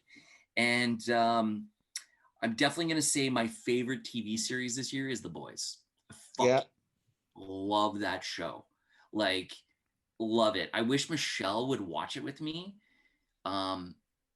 So, because it's one of those movies I have to watch when she wants to go to bed or she's not home or those kind of things. Because she's like, I just don't get it. I'm just like, it's so good. But, it's just, she's not into comics and shit. So, That's the portrayal of Aquaman that I like. in The Boys. The Yeah, Deep is one of my favorite characters. He just gets shit on so much. But But it's Garth is hilarious. he's a genius, man. I mean, if you've ever read the Preacher comic books, they're so Oh, yeah. good. I didn't love the TV series as much. It didn't capture the same grotesque essence that the comic has, but he's fucking awesome. Yeah, The Boys is I kind of fell off because Amazon Prime started really churning and burning and putting other stuff out. The Nixium cult documentary that is on Prime is something that I've been watching on and off that I really like this year. The Nixium story that finally came out is pretty interesting because it's if you liked anything about how Scientology's been exposed and you're into those documentaries, this is a carbon copy. Like Well, Keith more Raniere. sex cult than Scientology. More what? Sorry. More sex cult than Scientology. Well, yeah, no doubt, but I shouldn't. Yeah, they're not part and parcel in regards to that. What they are, though, is it's the same things that Miscavige uses in Scientology that Raniere uses in the Nixium cult. Like they're the same. Dianetics, like Yeah. psychology stuff they do. They did well. They side by side it and they compare it and they just say, well, this is what it is in Scientology, but we call it this. Like where they call it, reading or something in Scientology, they call it where you sit down in front of a group of people and you out the most. It's called auditing in Scientology. That's it. Thank you. Yeah. So maybe it's reading in Nixium, but I just thought it was Testing your thetans. Is that what it is? When yeah, you audit? yes. Go into the- You guys are just jealous because your thetan levels are low. Okay. Have you guys actually ever been to a Scientology like church? So I went years ago and actually did the audit test online, and they went over my results. They made me watch a video, and when I went into the video, the whole time I was thinking to myself is, please don't come out brainwashed. Please don't come out brainwashed. I did not. But I can tell you this, they had some star power in that video. They had John Travolta and Kirstie Alley. Oh, yeah. Wow. That doesn't suck you in. I don't know what does. Look who's talking. You know what? Tenet wasn't my favorite of the year. Or was it? I don't know. I have the video, like I bought the copy, and I've been trying so hard to just. I've been trying. I have a really good ability at explaining the TV show Lost because I've seen it 4 times.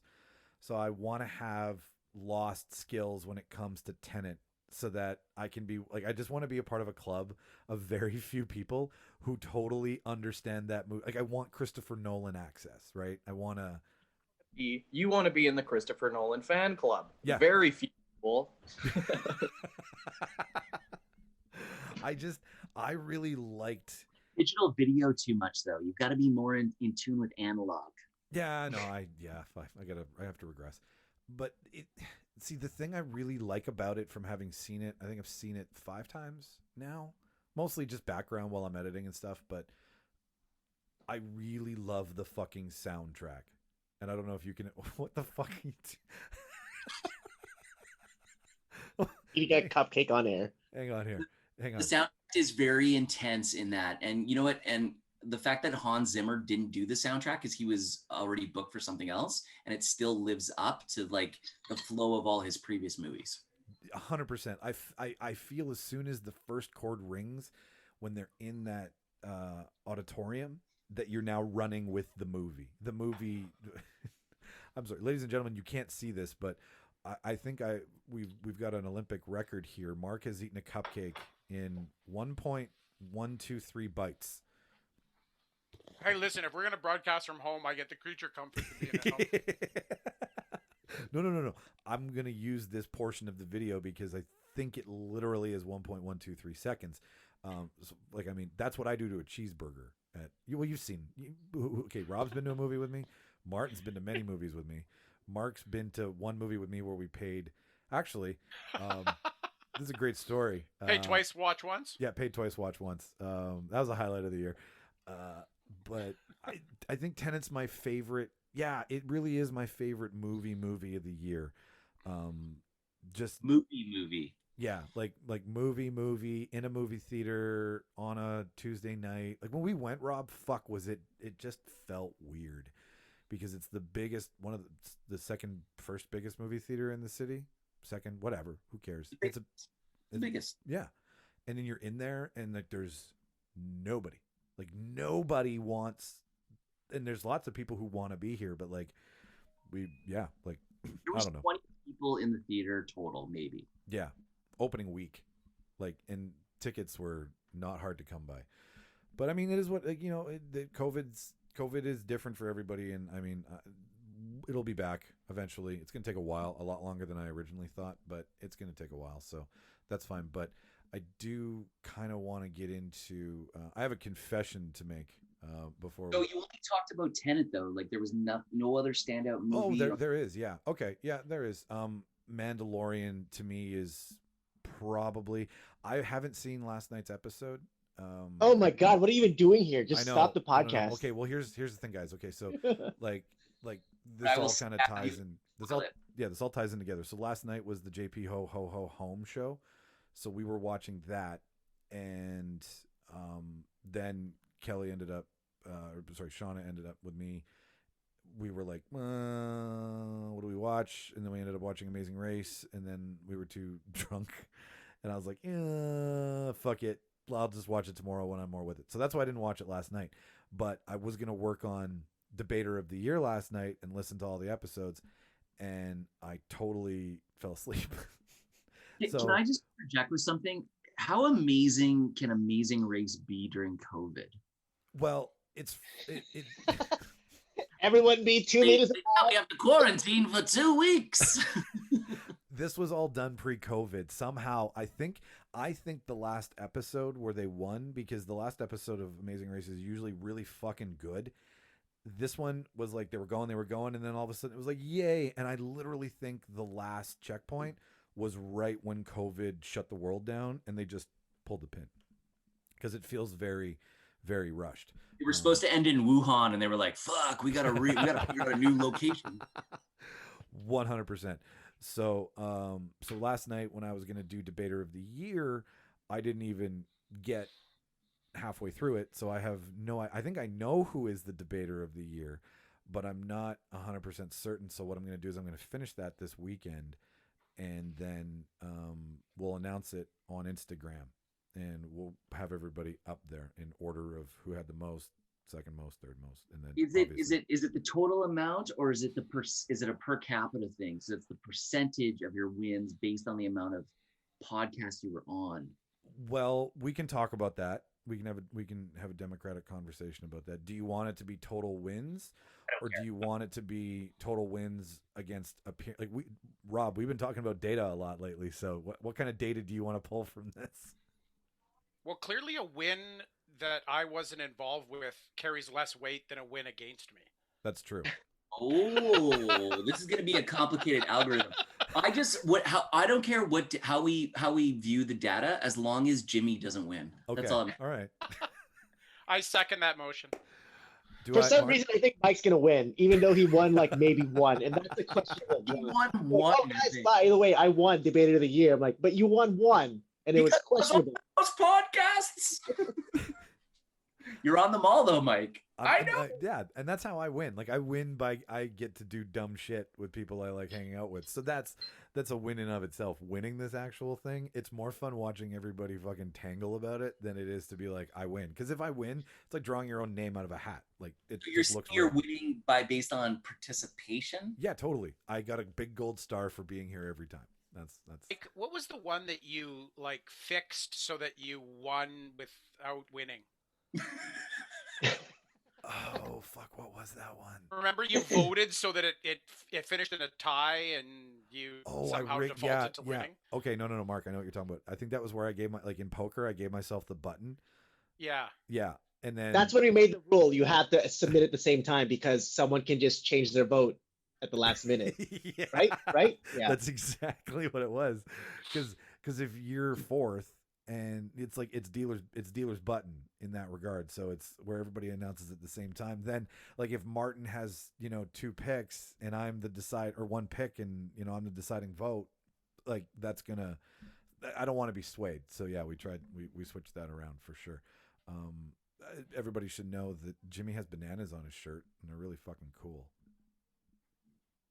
Hey, can I throw something out to you guys that I like? We Yeah. kind of picked the worst and the best of a few things, And some of this I think Jimmy covered off when he was saying, like, he mentioned a couple of his favorites that maybe other people weren't necessarily aware of or that had consumed. But what's sort of your like thing that you watched this year, series, show, documentary that you think didn't get the hype that it deserved, and you maybe want to turn some people on to?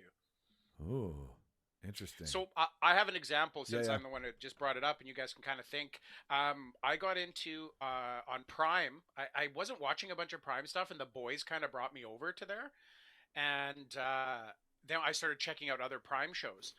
And I think Prime did itself a big disservice in that it released too many original content shows at the same time, so it kind of muddled its audience. Because I just finished watching Utopia, Ooh, and I like it that. was freaking awesome, and I don't think near enough people have watched it to get into it. It stars Rainn Wilson and a great just John Cusack. ensemble cast. It was so good. If you haven't watched Utopia, I highly recommend it. And the reason I'm disappointed is that I heard that they canceled the second season partway into filming, and I'd really like to see somebody else pick it up and do the second season because it's they really left it at the end of season one to really springboard into a great season two. It's basically a comic book come to life in some sense. If you guys haven't seen it, there's like a comic book called Dystopia, and a bunch of people become huge followers of it. But then there's a small segment of the group that discovered that there's deeper meaning within Dystopia about the future of the world, and they're kind of like conspiracy theorists for it. And then Yeah. a new version of the comic book gets released called Utopia, which was supposed to give them the roadmap for the rest of civilization, and it's incredible. I do want to check it out, and I liked. Go ahead. It blew me away. I didn't know they canceled season 2. Now I'm sad because I finished season 1 in a day. It was great. Yeah, me too. So should I watch season 1 then if there isn't going to be? 100% watch it and then join the write-in campaign to see season 2. And who played the evil professor there, Martin? John Cusack. John Cusack. Yeah, Oh, I love John Cusack. yeah. It was Anytime the star of Hot Tub Time Machine does something else, I'm in. It's a Cosby And- sweater. And for this year especially, because it kind of involves like a pandemic in it and diseases and stuff affecting the world, and it seems so like, contemporary. What's going on? That's why I'm excited to see The Stand re-release. Yeah, no. So go watch Utopia, you guys and whoever's listening, and then let's get season 2 made.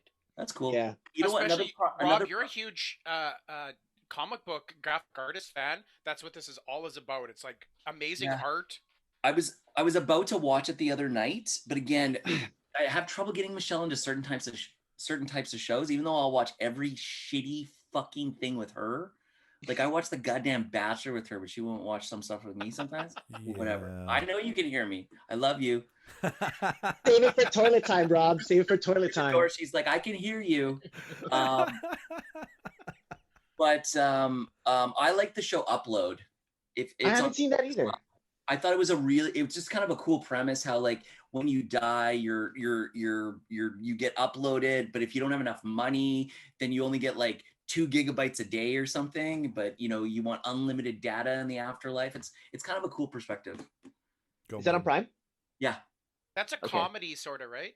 It's kind of like a comedy sci-fi. It's like near future, but it's kind of cool and you can actually kind of possibly see the world going that way. I just started watching it. I kind of just got into the beginning of the first episode where they're selling the great place you want to have as an afterlife. Mm-hmm. Like it looks like Bath Springs Resort or something. That this is like the ultimate in retirement. Well, retirement.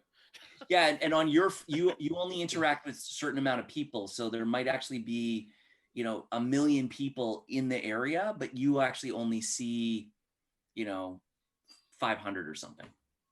Interesting. I'm definitely gonna watch that. Is anyone watching The Expanse? Yeah, because that's a fucking great show. Okay. I just started watching it on Prime. I'm up to season 5 now. I'm on the 3rd episode of season 5, and it's just I've been powering through that. Great show. I'm on the 3rd episode of season 1, and I've done that 4 times already. Season 1 you have to get through. Season 1 isn't the best season. Season 2 really ramps it up. Season 3 just kicks it out of the park, and same with 4. Okay. And I'm on 5 I know right now. it's great because it's Game of Thrones in space. That's what everybody has said about it.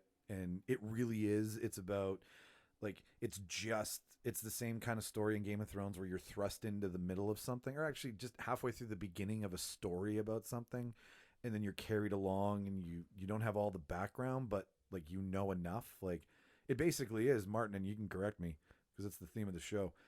There's Belters who work in an asteroid belt. There's Earth, and there's a military force Mars. on Mars. Yeah. And all three groups of people don't get along. Earth is trying to get control back from Mars. Belters are abused. They're like the 99%. And this rich couple's daughter goes missing. Thomas Jane's fucking fantastic in it. I think my favorite part of that show is how where they grew up has an effect on their strength and how Yes. much oxygen they can Their they physiology. consume. And Belters can't come to Earth because the gravity's too strong and the air's too thick. And and I'm not going to spoil anything. There's an episode where a Martian comes to Earth and she's all disorientated from the horizon and stuff. So I like that kind of facet because every time I watch Star Wars, I always think that I'm like, how does everybody look so like live okay similar? Like, is the gravity the same on every single planet? I don't think Back so. to tanks. What? Back to tanks. Yeah, Bath of Tanks. Bath the tanks. Here's a Plans. Heal all for the Star Wars world. guys. Here's a. I want to get to it right now, and so Expanse cast. Anyways, what I'm about to tell you is, Martin, you'll know this, and so will you, Rob.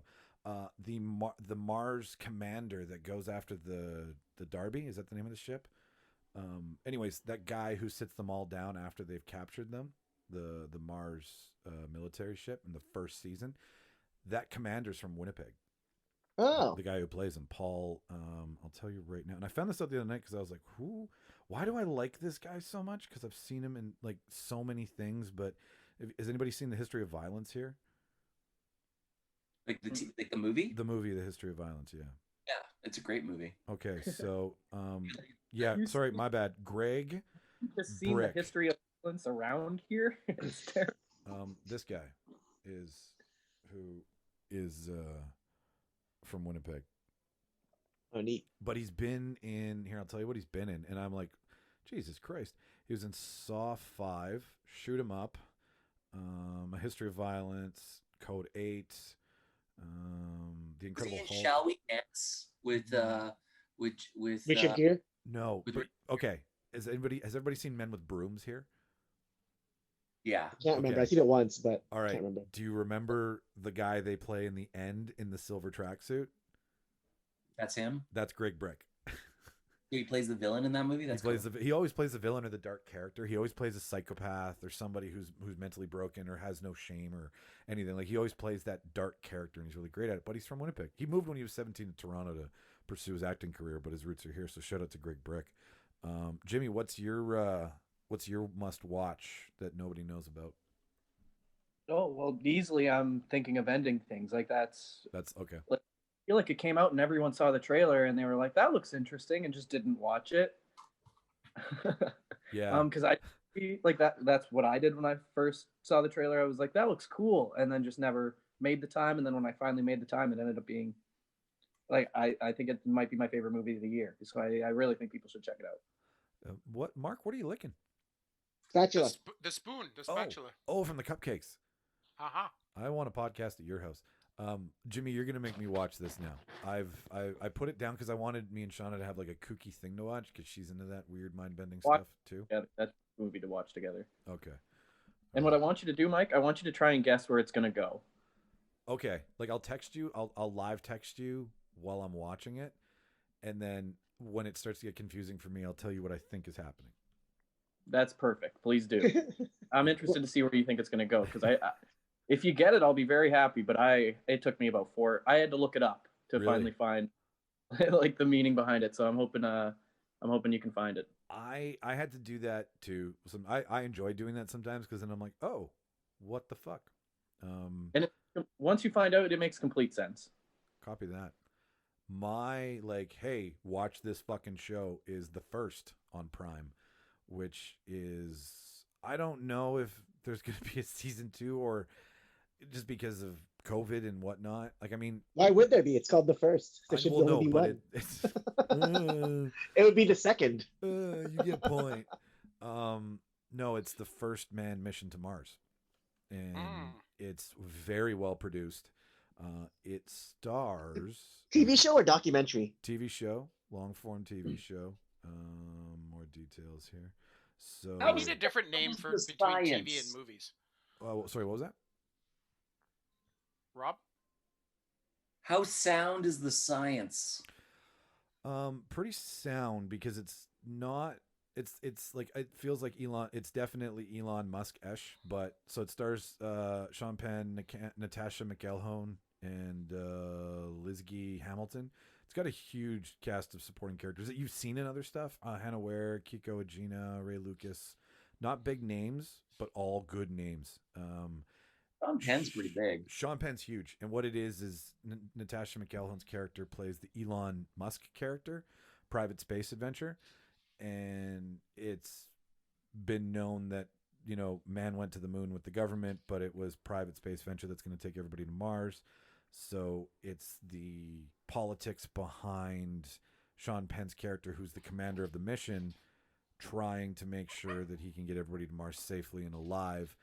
And I don't know much about space travel to Mars, but they do have the sleep tanks. They do have all that stuff. But they what's really interesting about it is how much they portray how life and death it actually is. You really start to play into what they're doing for the first time and how easily shit can be blown up. Like the Challenger blew up on its way to the fucking moon. Like it's not. You very much understand the travesty that could happen with the mission to Mars. So it's Don't great. think the Challenger was on the way to the moon. Well, space. All right, sorry. I should We're watch going to the moon. We're having a harpoon. I Point believe is, you have your NASA history incorrect. okay. Watch the We've show. never gone to the moon. Capricorn 1? Come Okay. on, man. OG Simpson at his best. All right. Sorry. We never went to the moon. Stanley Kubrick. I didn't know our first astronauts were so fat. So, anyways, so that's what I think. Martin, do you want Expanse? Jimmy, Mark, Rob? I think everybody. You know what? I got one other one I just want to mention really quick. Yeah. A couple of weeks ago, Michelle and I discovered it, and it's on HBO, and it's called stars Jude Law, and it's called The Third Day, and it's just weird. It's like you're on a psychedelic trip, and I couldn't watch. We actually had to wait a day in between watching each episode because you need a moment to digest everything that you just watched. Really, is it that emotional, or is it just like I need to compute And this? it's just very introspective and that kind of thing. So I did start it and then was like, "The fuck," and then I Exactly. haven't come back to it. So all right, so Hey, I was gonna say, well, we're all naming these like intense sci-fi shows and real thinkers and stuff. And if you guys, if you need to cleanse the palate in between some of these thinkers, I also highly recommend Fleabag on Prime. Oh, yes, Fleabag is the shit.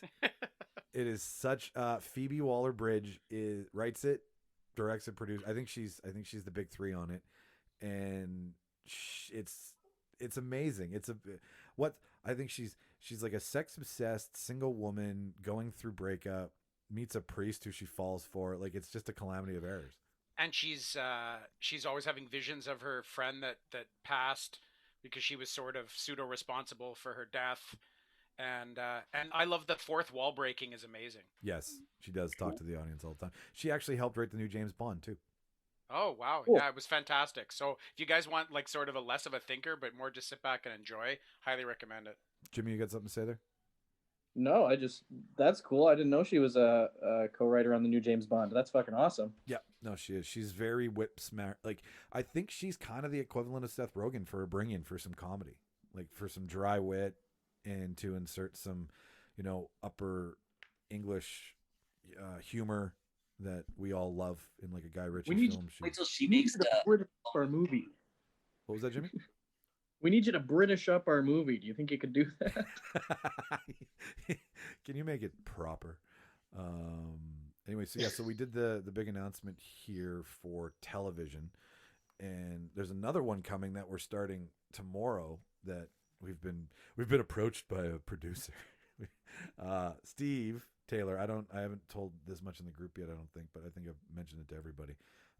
Steve was like, hey, we should try to do YouTube. So we're going to try and do YouTube. And what that means is we're going to have, it's not going to be the show. The podcast is going to be the podcast, but the YouTube thing is just going to be short, condensed versions of traditional debates. And the first one that we're going to try out, hopefully it airs.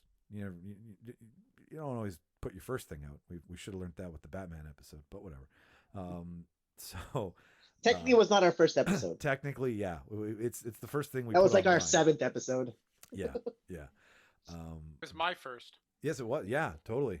And Mark won the first ever episode. That is something Mark can have because I felt bad because he was a guest. No. So, but what the premise of the YouTube stuff is going to be mono. So Jimmy and Martin, me and Steve are going to test this out, and the first argument. And I didn't tell you guys we were going to talk about this really, but it's, would you rather go to the movies in the theater or would you rather watch movies at home? And I think, Martin, what side are you on? I'm doing home. You're doing home. Jimmy's doing theater. Yeah. And this is, I'm going to be hosting it. I'm impartial. Well, I should be. I'm going to try to be. And I have mono. And you have. Well, it's a good thing you're staying home. That's right. Do you seriously have mono? No. Oh. I don't think he'd be here if he did. I was like, God, you got some strength for having mono right now. So anyways, yeah, so it'll be Jimmy versus Martin, and they'll be on their podiums virtually, and they will pick sides and they will argue, and then me and Steve will orchestrate the whole thing, and it'll be hopefully. Are we going to record video? Yeah, well, that's how we have to do it. We're going to do it over Zoom for now. So I should shower that day. You should shower. Like you will, Okay. if like I said, if this one goes well. The reason I'm just saying is because this is the premise and this is where we're starting with it. But it could be, it could never make it to air. It could be a lost episode, like so many others are sometimes. And we could Bell or like a horn or something, so they can interject in each other. Yeah, no, that's kind of what we're going to be testing out, which we're going to start. We're doing that this weekend as well too. So we'll be announcing that hopefully in early 2021. All that stuff will be there. And like I think it's like these are going to be like 6 to 8 minute episodes of just funny shit. Basically the greatest hits I think between these two. And then I'll jump in on it, and then Martin can, like, the whole point of it is one of us will always oversee 2 other people. So Is the plan format like they'll each get like an uninterrupted opening and closing statement? Yes, as traditional as a university debate can be, that's what we're going to try to do. And as always, encourage the most ridiculous, asinine reasons why you can do such things. Like Martin, I really hope that you talk about how you can watch a movie with your dick out in your yoga shorts and nobody cares. I don't do that. No, I do. And I don't have yoga shorts. Well, no, but you can argue that. Oh, Jimmy, what was that? I know what I'm doing, Mike. I know how to argue it. Could do that in the movie theater too. Could technically. There were theaters in New York in the 70s that specialized in that sort of thing. Jimmy's got a soliloquy here. Go ahead. Anyone can jerk off anywhere. Oh, okay. Yeah. Legally? Or just you could? Well, it's more of a frowning than a legality issue, isn't it? Just frowned upon. Yeah. Just to look the other way. It can be both. So yeah, so that's Just like you can do anything you put your mind to. That's right. within the realms of the legal community. Vigorous hard work always results in the action you want. Oh, that's deep. I'm doing it right now. Work hard for that money. You look very climatic. This is your cum face because you look like you're just reading. You want to see my vinegar strokes? Your Oh. when you ate that cupcake. My vinegar strokes. That's exactly the face everybody makes. Like you just ate vinegar. That's from a really good show, The League. Yep. Oh, you know what? FX. Yeah, there's a new show being produced by the same guys called Brew Brothers, and they are like Raj would love it. It's all about The League is a sick show if you guys missed it. Even this, I wasn't into the NFL at the time. It's kind of guys that have a NFL fantasy league, but it's Nick Kroll, Jean Lejean. Yeah. What- Steve Renazizi.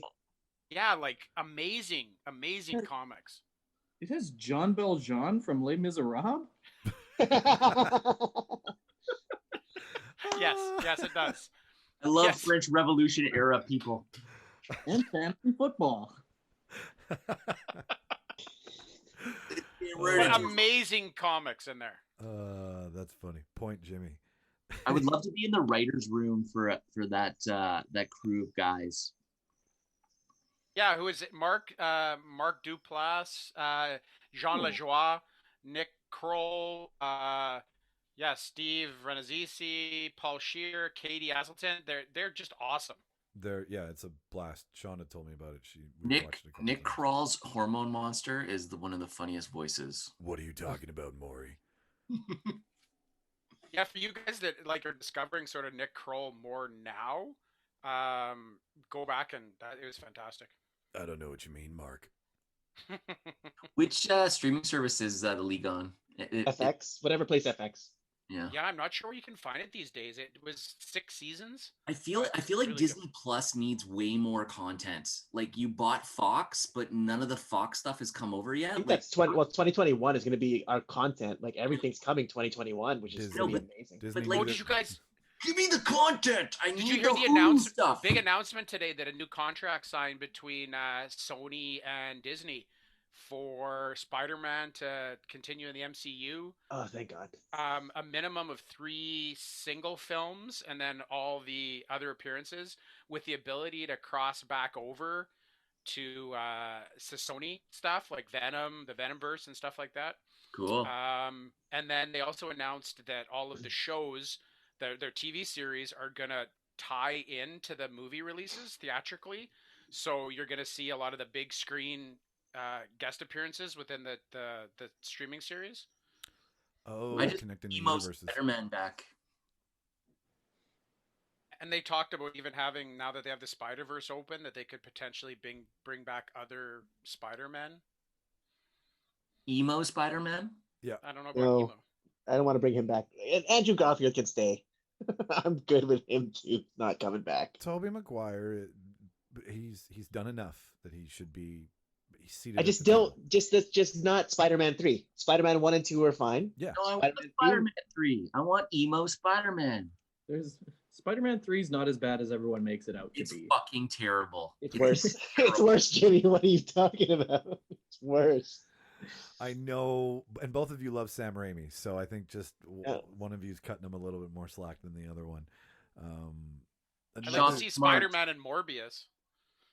yeah, Yeah. that's true. Just remember, guys, shop smart, shop S-smart. Let me check. Let me check the segment list here and make sure I've covered all our points. So yeah, so we'll do Debater of the Year this week. I will make up for that. So my apologies. Martin, I regret to tell you, the most downloaded episode is the first episode. That's usually what it is with podcasting. So, But that's not 29 to 69. That's you're not including. You can't include episode 1. You can't include episode 1, Mike. Okay, then I'll do. It's that this year. Okay, I misunderstood. It's a you. year I in wanted- review. Yeah, no, okay, all right. No, that's very true. I fucked up both of those last night. I fell asleep. That's really the. Mike got the high short of it is. and just couldn't do work. Yeah, That's fine. No, Because I got high. Because I got high. Because I got high. it's seriously the reason why. And I was gonna do the year in review, but then I got high. So what was the number 1 downloaded show in 2020 then? We don't know. Mike got high. Mike got high.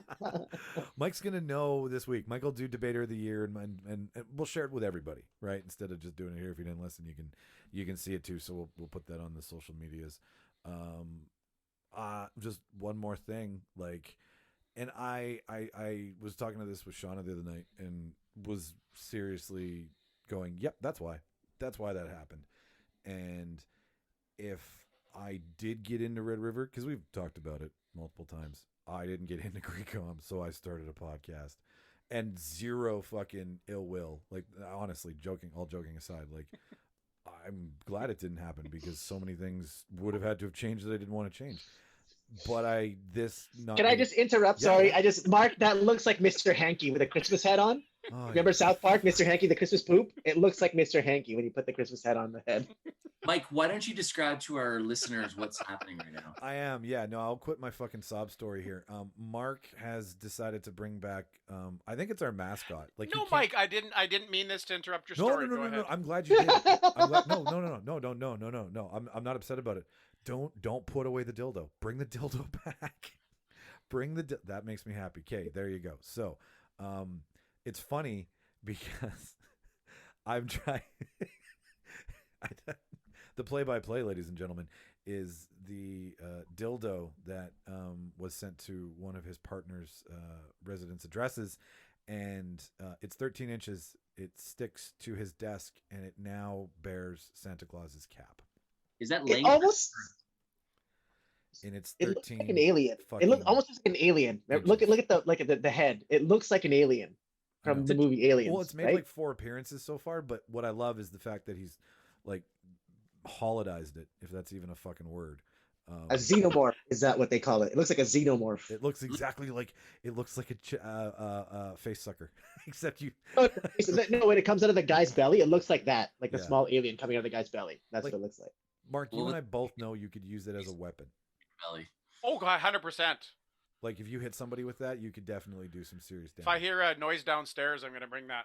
Wasn't that in a Guy Ritchie movie where he beats a guy to death with a dildo? A black dildo as well, too, I think. Yeah, that's in. I think that's Lock, in Stock, Lock, Stock. Yep. That's right. Anyways, I was just gonna say that without all of having done this, that crazy fucking thing that happened a couple of weeks ago where I got to sit down with Kevin Smith. If we didn't do this podcast, that would have never happened, right? That's the point of this, right? Is if I didn't get into Red River and I was talking with Shauna about it, and I was like, "What's the reason that I got to do that?" Because that's super fucking stupid, crazy luck. Like the story's ridiculous, and so like. The reason that happened is because I chose not to pursue Red River and do this instead, and now we're here. So again, that wouldn't have happened if we hadn't been doing all this. So that was just fucking cool. I don't know. Have you guys all watched? I still have yet to watch the whole thing. You'd be sitting in a computer lab at Red River trying Yeah. to like finish some assignment, but instead you got to like hang out with Kevin Smith. Skip the dish. I heard Skip actually asked for someone who was not college educated. Oh, okay. Have I got a guy for you? It's very hard though with his Shakespeare-esque. He sounds college educated, but if you dig deeper. Yeah. Are you looking for somebody more avant-garde? Please bell Constantinople. They couldn't find anyone to scale. Yeah. No, I was talking about it, and like what who Sean from Sean Geeks, like, yeah, you never introduced yourself as your name. Like he just knew some guy was at Skip the Dishes that day, and they were like, yeah, you talked to Kevin Smith. So like I was like the other night, I was like, hey Kevin, if you bother to listen to this show, it's Michael. Hi.